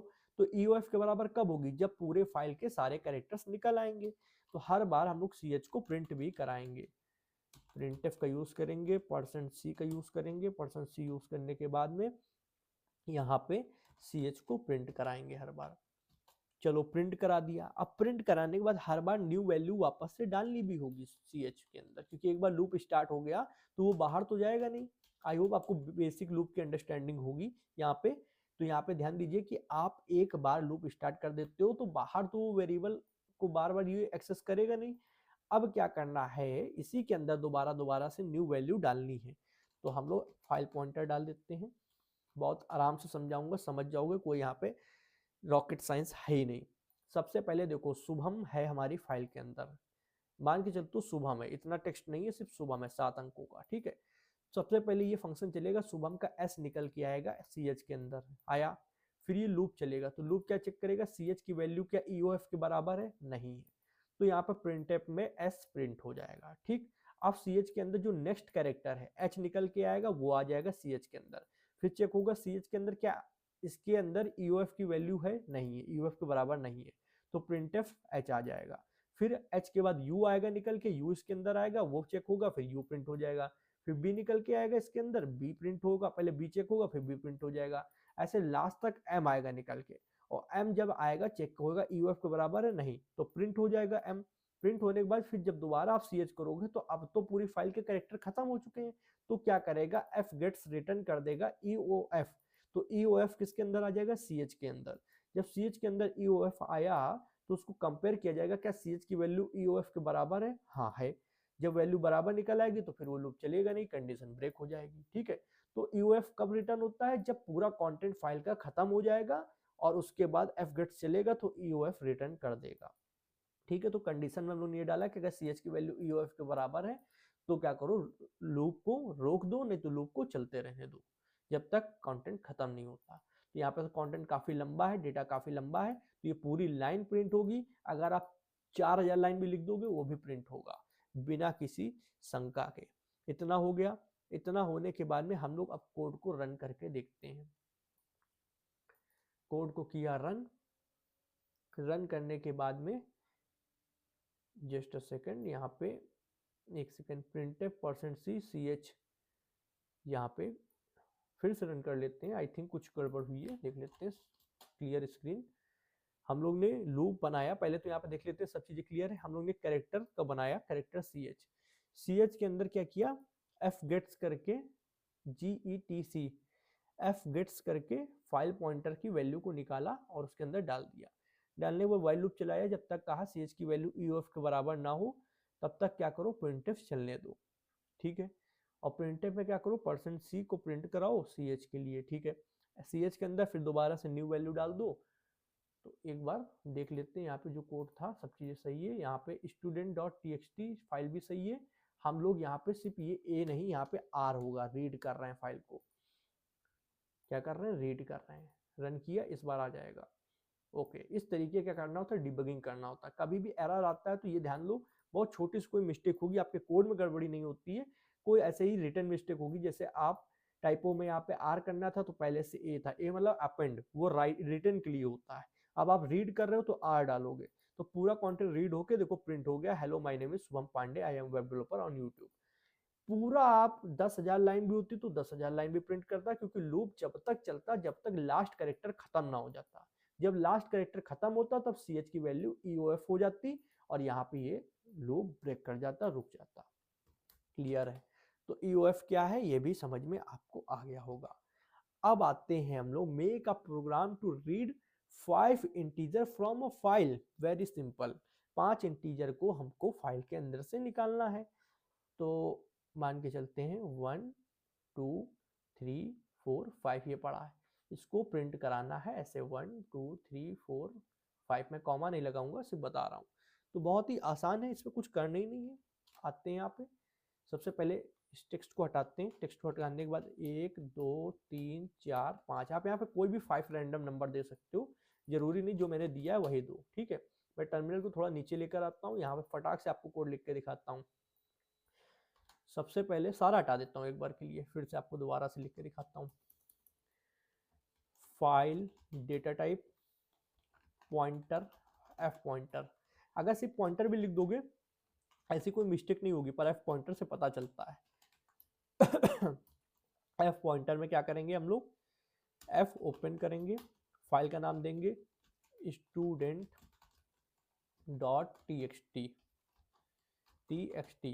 हम लोग क्या कर रहे हैं, कुछ कंटेंट फाइल से निकाल रहे हैं, मतलब रीड कर रहे हैं, तो रीडिंग डाल देंगे, रीडिंग के लिए आर।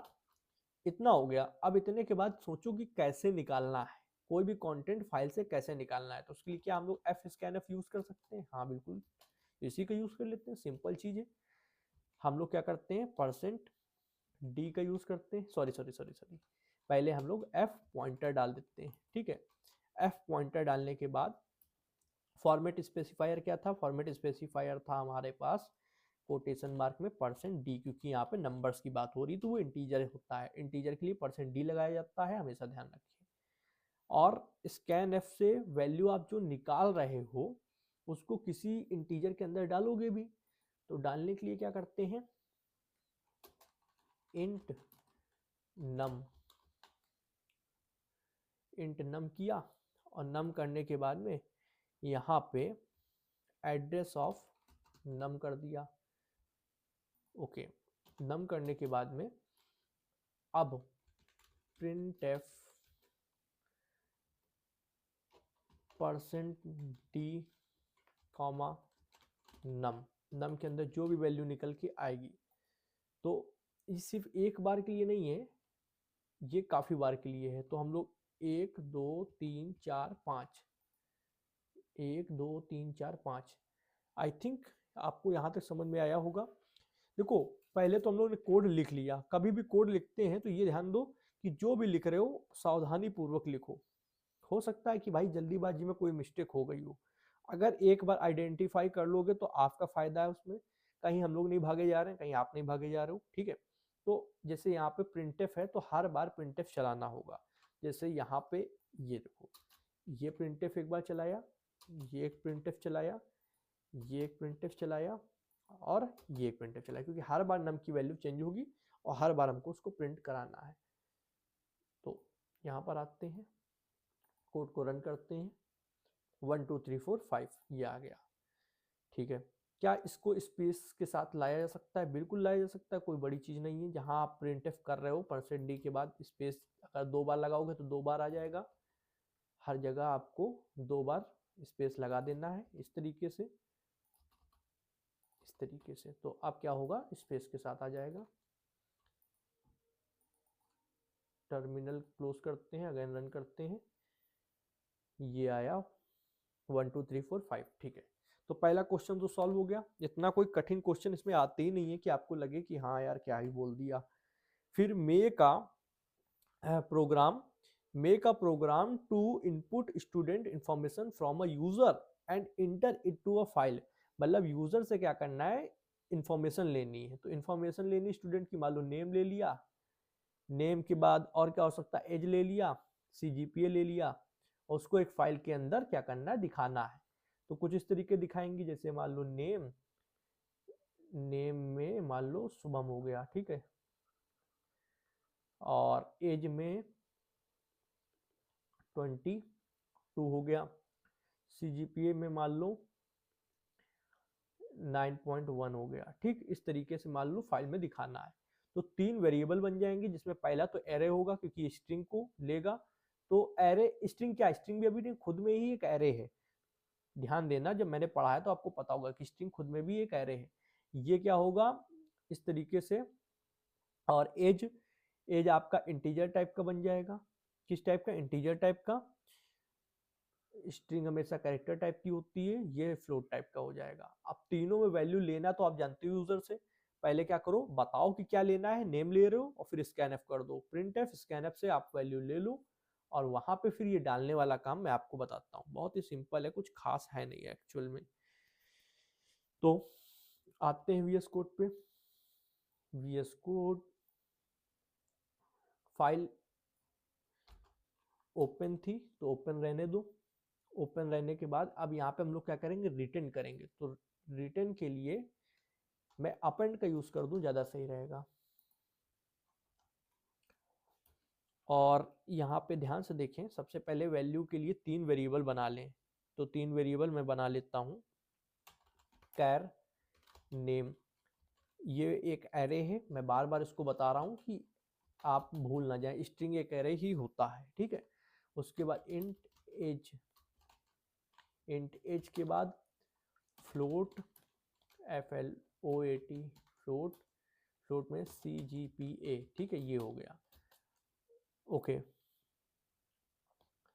अब सबसे पहले यूजर से कहेंगे प्रिंटफ कहेंगे इंटर योर नेम। ये कहा इंटर योर नेम, तो नेम लेना भी पड़ेगा, तो स्कैनएफ से नेम ले लेते हैं। स्कैनएफ से, क्योंकि नॉर्मल वैल्यू अभी ले रहे हैं, अभी कहीं उसको कुछ कर नहीं रहे हैं, तो स्कैनएफ से वैल्यू लेने के लिए %s लगा देंगे, क्योंकि ये स्ट्रिंग टाइप का है, स्ट्रिंग में %s लगता है। वैसे तो स्कैनएफ में जब भी कोई वैल्यू लेते हो तो वेरिएबल के आगे आपको एड्रेस ऑफ का सिंबल लगाना होता है। ये लगाया, उसके बाद आपको उस वेरिएबल का नाम लिखना है। क्योंकि अब ये कोई वेरिएबल है नहीं, ये क्या है, एक स्ट्रिंग है, तो स्ट्रिंग के आगे ये नहीं लगाया जाता है, ये ध्यान देना। इसको हटा दो, आपका ऐसे ही नॉर्मली वर्क कर जाएगा, ठीक है। एक और बनाते हैं। उसके बाद प्रिंटफ में हम लोगों ने कहा इंटर योर एज, स्कैनएफ कर देते हैं। वेरी गुड, स्कैनएफ कर देते हैं। और आई थिंक सिस्टम की बैटरी लो हो रही है, मैं इसको ब्राइटनेस को और बढ़ा देता हूँ। यहाँ पे स्कैनएफ कर देते हैं।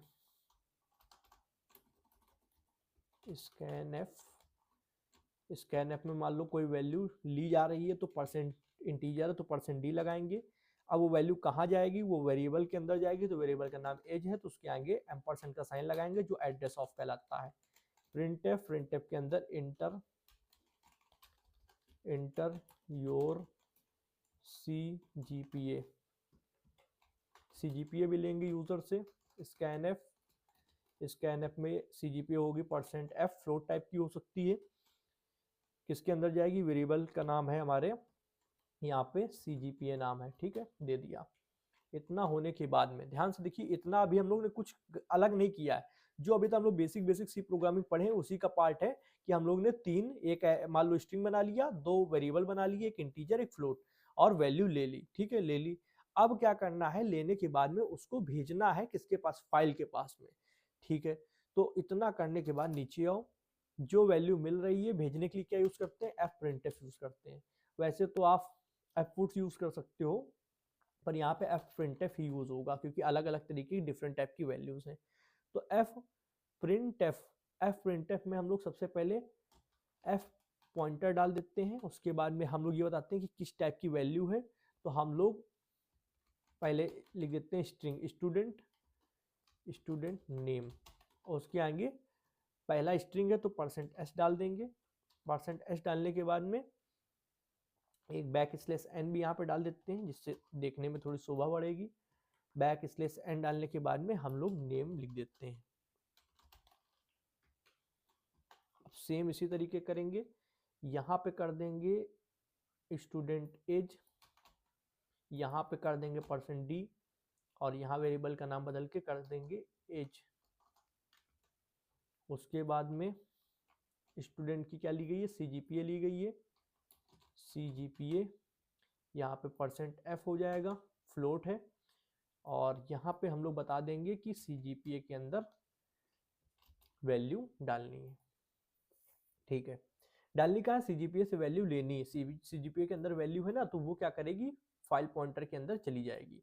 और फाइल पॉइंटर किसको पॉइंट कर रहा है, आपकी फाइल के स्ट्रक्चर को, तो फाइल के अंदर कुल मिला के वैल्यू चली जाएगी।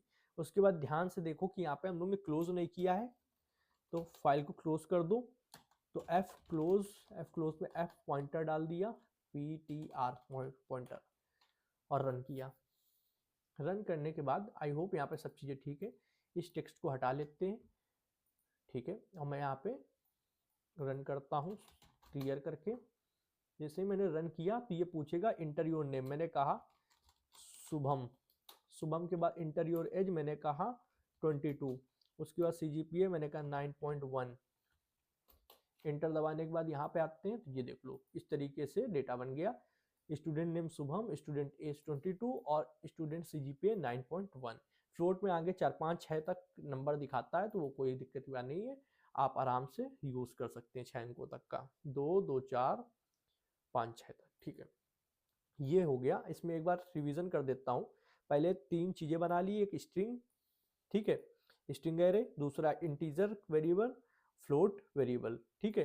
प्रिंटफ से कहा नाम दे दो, नाम को लिया, नेम के अंदर डाल दिया। फिर प्रिंटफ से कहा एज दे दो, एज लिया, एज वेरिएबल के अंदर डाल दिया। फिर CGPA मांगा, CGPA वेरिएबल के अंदर डाल दिया। डालने के बाद अब क्या है, नेम के अंदर नेम है, एज के अंदर एज है, CGPA के अंदर CGPA, इसको उठाकर हमको फाइल के अंदर डालना है। तो f printf यूज किया जो कि फाइल हैंडलिंग के लिए यूज होता है। f पॉइंटर टारगेट कर रहा है फाइल को, एक तरीके से आप ये समझ लें।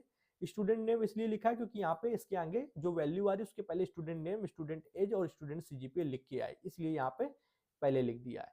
फिर हम लोग ने यहाँ पे स्पेसिफायर से बता दिया कि पहली वैल्यू क्या है, स्ट्रिंग है, दूसरी है इंटीजर है, तीसरी फ्लोट है। और उसके बाद जो जो वैल्यू है वो फाइल के अंदर चली गई। यहाँ से वैल्यू निकली, f पॉइंटर के अंदर गई, f पॉइंटर ने क्या किया, स्ट्रक्चर के अंदर भेज दिया फाइल के। एज निकाला, एज भी भेज दिया, CGPA निकाला, CGPA भी भेज दिया फाइल के अंदर। इस तरीके से काम हो रहा है। ओके, नेक्स्ट क्वेश्चन क्या है, नेक्स्ट क्वेश्चन है write a program to write all the odd number from 1 to n, ठीक है। तो बहुत बेसिक क्वेश्चन है।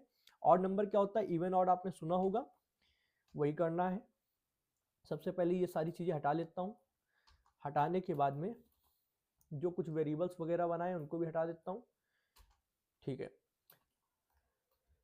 ऑड नंबर भेजना है तो सबसे पहले इतना ध्यान रखो कि राइट होगा यहाँ पे, और राइट में भी अपेंड लिख दिया है तो चलेगा। अब एक वेरिएबल बना लेते हैं n, n का मतलब है कि कहाँ तक कौन, मतलब ऑड नंबर चाहिए तो 20 तक चाहिए, 10 तक चाहिए, 15 तक चाहिए, कहाँ तक चाहिए। तो हम लोग फिर यहाँ पे प्रिंटफ से n मांग लेंगे यूजर से, इंटर n नंबर, क्योंकि n नंबर ऑफ टाइम बोला गया है तो स्कैनएफ से ले लेंगे वैल्यू जो यूजर देगा।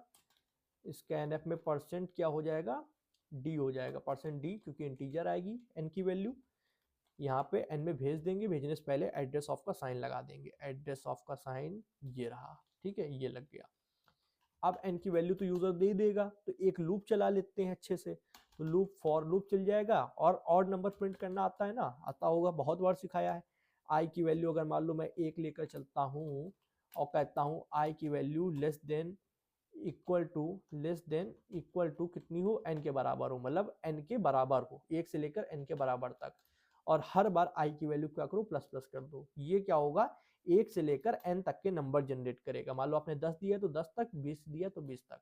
अब i की वैल्यू 1 से 20 तक मान लो जा रही है, अगर n की वैल्यू 20 है तो हम लोग क्या करेंगे, इफ चला देंगे, और इफ से क्या करेंगे, सिर्फ ऑड नंबर निकालेंगे। अभी i की वैल्यू 1 से 20 तक का नंबर है, अब उन 1 से 20 में से कितने ऑड नंबर है उनको कैसे निकालेंगे, i को क्या कर देंगे, मॉडुलो 2 कर देंगे।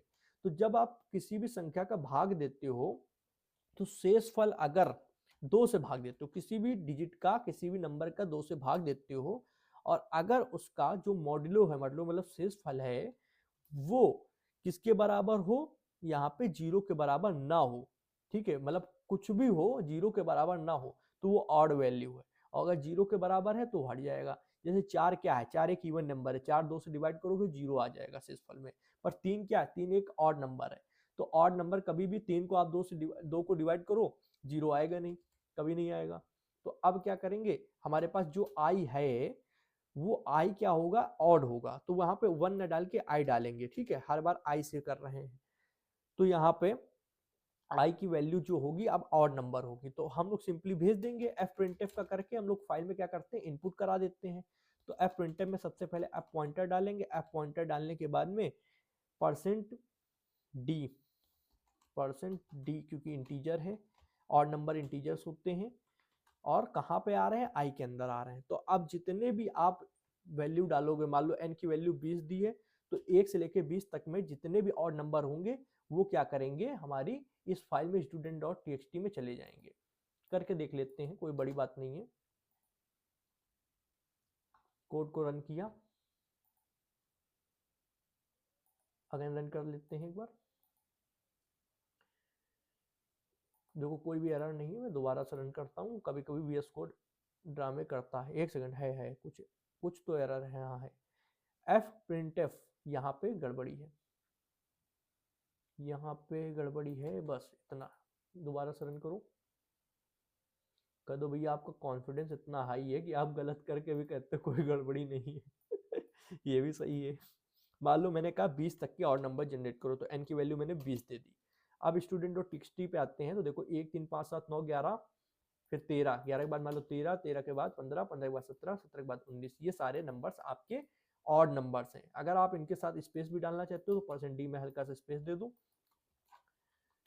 क्लियर करने के बाद एक बार अगेन रन करते हैं। मान लो मैंने कहा इस बार 30 तक के नंबर चाहिए, तो 30 दिया, n की वैल्यू 30 है, तो 30 तक के सारे ऑड नंबर्स आ गए। ये उसी के आगे से आए थे, क्योंकि हम लोगों ने यहाँ पे अपेंड का यूज किया। दोबारा से एक बार रन करते हैं। रन करने पे इस बार हमने कहा 50 तक के ऑड नंबर निकाल दो। कहाँ तक के, 50 तक। पहले ये 50 हटा दो, यहाँ 50 लिखो, 50 तक के ऑड नंबर चाहिए, इंटर दबाया, ये लो 50 तक के ऑड नंबर निकाला है। Very good, okay. तो ये हमारा चौथा क्वेश्चन भी सॉल्व हो गया। इसमें कुछ किया नहीं है, सिर्फ हमको इतना पता है कि लूप कैसे चलाया जाता है, लूप से ऑड नंबर कैसे जनरेट किए जाते हैं। अगर इतना आपको पता है तो सिर्फ एफ प्रिंटफ के अंदर वो ऑड नंबर वाला वेरिएबल डाल दो, अपने आप चला जाएगा वैल्यू। इतना तो क्लियर है। क्लियर होने के साथ साथ बैटरी भी क्लियर देख ली जाती है, अभी है, ओके। आराम से चौथा क्वेश्चन सॉल्व करते हैं। चौथा क्वेश्चन बहुत ही बढ़िया है, थोड़ा सा लॉजिकल है। इसमें बोला गया कि दो नंबर अगर हैं A and B are written in a file, मतलब पहले से ही फाइल में दो वैल्यू हैं, जैसे एक है 4, एक हो गया 6, दो वैल्यू है। तो इन दो वैल्यू को क्या करना है, written in a file, write a program, एक प्रोग्राम बनाओ जिसमें to replace them with their number. Okay, मतलब एडिशनल नंबर बोला गया है कि आप एक प्रोग्राम बनाओ कि जहां पे आप इनको ऐड कर रहे हो, replace them with their number, मतलब ऐड करने के बाद में। तो मान लो 6 4 होता है 10, तो यहाँ पे क्या हो जाए, प्रोग्राम जैसे ही फंक्शन चले तो 6 और 4 कटने के बाद यहाँ पे 10 हो जाए। तो इसके लिए क्या करना होगा, एक बार हमको रीड करने के लिए प्रोग्राम चलाना होगा।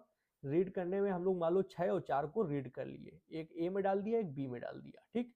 फिर हम लोग एक बार राइट करने के लिए प्रोग्राम चला लेंगे और राइट करने में ए प्लस बी करके भेज देंगे। किसमें भेजेंगे, प्रिंट एफ प्रिंट एफ द्वारा भेज देंगे, एफ प्रिंट एफ द्वारा भेज देंगे। और यहाँ पे वैल्यू ले लेंगे एफ स्कैन एफ द्वारा। चलो फटाक से आते हैं वीएस कोड पे।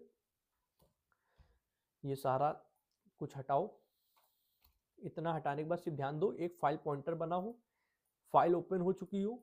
एक बार फाइल करो रीड के लिए ओपन, ठीक, रीड के लिए ओपन किया। अब क्या करो, रीड करो। रीड कैसे करोगे, एफ, पहले एक वेरिएबल बनाओ इंट ए के बाद F scan F. F scan F में क्या करो, एफ पॉइंटर डालो, वैल्यू किस टाइप की, %d है, इंटीजर। और कहाँ भेजनी है, भेजनी है हमको ए के अंदर, तो एड्रेस ऑफ ए डाला, एक यहाँ कॉमा भी डाल दो इस जगह पे, ठीक है।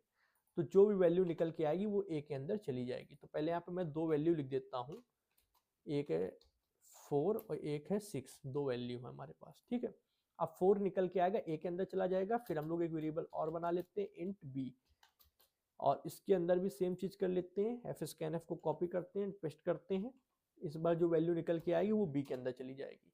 तो हम लोग ने एक बार रीड किया, रीड में क्या कर रहे हैं, वैल्यू को ले रहे हैं, रीड करके वैल्यू यूज कर रहे हैं जो इस फाइल के अंदर है। तो पहले 4 उठाया, उसको ए के अंदर डाल दिया, फिर 6 उठाया रीड करके, उसको बी के अंदर डाल दिया, ठीक है। अब यहाँ पे कर दो क्लोज, किसको, फाइल को, ठीक है, फाइल को क्लोज कर दिया। अब दोबारा नीचे आओ, एक दूसरी बार फाइल को ओपन करो, fptr equal to f open, और f ओपन में आप फाइल को पहले बताओ कौन सी फाइल है, student.txt, और उसके बाद कॉमा लगाओ। इस बार हमको राइट देना है, अपेंड मत दे देना, अपेंड में क्या होगा, रिप्लेस नहीं होगा, उसी के आगे लिख के आ जाएगा, जो एडिशन ऐड होगा 4 और 6 जो 10 होके आएगा वो उसके आगे आ जाएगा। तो हमको W ही डालना है। W क्या करता है, पहले से जो वैल्यू है यहाँ पे उसको रिप्लेस कर देता है। तो सिंपल है। अब हम लोग क्या करेंगे, वैल्यू डालने के लिए यूज क्या करते हैं, एफ प्रिंटफ यूज करते हैं ना, इतना क्लियर है, कोई डाउट तो नहीं यहाँ पे, ठीक है। तो एफ प्रिंटफ यूज करते हैं, तो हम लोग यहाँ पे एफ पॉइंटर बनाएंगे, कॉमा देंगे, वैल्यू किस टाइप की है, वैल्यू है इंटीजर %d। अब यहाँ पे भेजेंगे क्या, वो ध्यान से देखो, हम लोग यहाँ पे भेजेंगे क्योंकि कैलकुलेशन तो हो ही जाती है, आप जानते हो a plus B program calculate कर लेता है। कहीं पे भी आप ऑपरेटर लगा दो, a plus B, a minus B, a divide B, वो कर लेगा, a मल्टीप्लाई बी, ये सब कर लेगा। तो क्या होगा, जैसे ही फाइल ओपन होगी, और किसके लिए होगी, राइट के लिए, इस बार रीड के लिए नहीं, इस बार राइट के लिए। फिर हम लोग एफ प्रिंटफ में आएंगे, यहाँ पे पहले a प्लस बी होगा, तो a की वैल्यू पहले क्या है, 4 है, और b की वैल्यू क्या है, 6 है, तो 6 4 10 हो जाएगा। वो 10 इंटीजर वैल्यू है, इसलिए %d लगाया है। एफ पॉइंटर के जरिए वो फाइल के अंदर भेज दी जाएगी। अब चूंकि फाइल ओपन हुई है तो फाइल क्लोज भी करनी पड़ेगी, जो कि एक अच्छी प्रैक्टिस मानी जाती है, एफ पॉइंटर लगा के क्लोज कर देंगे, ठीक है। इतना होने के बाद अभी देख लो 4 और 6 है यहाँ पे, इनको हम लोग रन करते हैं, रन करने के बाद ये 10 हो गया, ठीक। अब अगर मैं यहाँ पे 10 और 20 लिख दूं तो यहाँ पे अगली बार 30 हो जाएगा, 30 और 20 लिख दूं, 2 वैल्यू a और b, अगली बार रन करने पे 50 हो जाएगा। 50 और 50 लिख दूं, 50 और 50 लिख दूं, तो 2 वैल्यू है, इस बार 100 हो जाएगा। इस तरीके से आपका ये प्रोग्राम वर्क कर रहा है। तो चौथा क्वेश्चन भी हो चुका। चौथा क्वेश्चन में क्या है, पहले हम लोग ने रीड के लिए चलाया, तो 2 वैल्यू रीड करके ए और बी के अंदर डाल दिया। फिर राइट के लिए चलाया, तो जो वैल्यू ए और बी में थी उनको जोड़कर भेज दिया वापस से फाइल में। और राइट क्या करता है, पुरानी वैल्यू को रिप्लेस करके न्यू वैल्यू लिखता है। आई होप आपको समझ में आया होगा। ये कंप्लीट लेक्चर यहीं पे समाप्त होता है। ठीक ठाक था, बहुत बड़ा भी नहीं था, बहुत छोटा भी नहीं था। हाँ, हालांकि जो एरे थे, रिकर्जन थे, उनसे तो कहीं छोटा ही है, और आपको मजा भी आई होप बहुत आया होगा, ठीक है। अब वीडियो पसंद आए तो वीडियो को एक लाइक कर दो, चैनल पर नया तो चैनल को सब्सक्राइब कर दो, बेल आइकन को प्रेस कर लो, जिससे आने वाली इंटरेस्टिंग कोडिंग वीडियोस और कोर्स नोटिफिकेशन आप लोग को मिलती रहेंगी। अपना कमेंट, वैल्यूएबल कमेंट, कुछ भी फीडबैक हो, कुछ भी ओपिनियन हो, कोर्स रिलेटेड या कुछ भी बताना चाहते हो, पूछना चाहते हो, तो कमेंट करो, मोटिवेशन मिलती है यार, आप लोग कुछ बताते हो। जैसे अब ये कोर्स मैंने बनाया, थोड़ा सा 1 मिनट टाइम लेता हूँ, इस कोर्स में पूरा मैंने समझाया, सी प्रोग्रामिंग का एक छोटा छोटा कीवर्ड, छोटा छोटा सिंटेक्स, सारी चीजें, इफ एल्स स्विच, मतलब कुछ भी नहीं छोड़ा। For loop, while loop, do while loop, सब कुछ पढ़ाया। बस एक लेक्चर और बचा है, उसको भी करा दूंगा, उसके बाद ये कोर्स कंप्लीट। इन फ्यूचर में मैं कुछ प्रोजेक्ट डालता हूँ या कुछ और क्वेश्चन सॉल्व कराता हूँ तो वो इसी प्लेलिस्ट में ऐड कर दूंगा, उसकी कोई प्रॉब्लम नहीं है। पर लेक्चर एक और बचा है, उसके बाद कोर्स का करिकुलम तो कंप्लीट है, ठीक है। और बस ये बताना था। और एक चीज ध्यान रखो कि नया साल है, हैप्पी न्यू ईयर आप लोगों के लिए। पुराना साल कैसा था, अच्छा था, बुरा था, वो मायने नहीं रखता है। आप एक नई सीढ़ी चढ़ चुके हो, अब चाहो तो बहुत आगे भी जा सकते हो, चाहो तो बहुत पीछे भी जा सकते हो। ये सारा आपकी एक्शंस पे डिपेंड करता है कि आप क्या एक्शंस ले रहे हो। अगर आप पर डे अपने गोल की तरफ एक्शंस लेते जाते हो, जो भी गोल हो, किसी को डेवलपर बनना है, किसी को यूपीएससी क्रैक करना है, किसी को आईआईटी जेईई क्रैक करना है, कोई भी गोल हो, यूट्यूबर बनना हो, कोई भी गोल हो, आप बस उसका एक चार्ट बनाए कि क्या क्या एक्शंस लेने हैं, वो एक्शंस डे बाय डे आप लेते जाएंगे, तो ईयर समाप्त होने पे आप अपने गोल के पास खड़े होंगे। और अगर आप एक्शंस नहीं लेंगे तो सीधी सीधी बात है, आप अपने गोल से काफी पीछे जा चुके होंगे, और आपके साथ जो लोग होंगे, वो जो मेहनत कर रहे होंगे, वो उस गोल तक पहुंच चुके होंगे। आपके पास सिर्फ पछताने को होगा, और ये होगा कि चलो एक नया साल आ रहा है, फिर से शुरुआत करते हैं। तो शुरुआत आप नए साल से नहीं, उसी दिन से करिए जिस दिन आपके मन में ये ख्याल आ रहा था। बस इसी के साथ अपने वीडियो को यहीं विराम लूंगा। Thanks for friends. जय हिंद, जय भारत।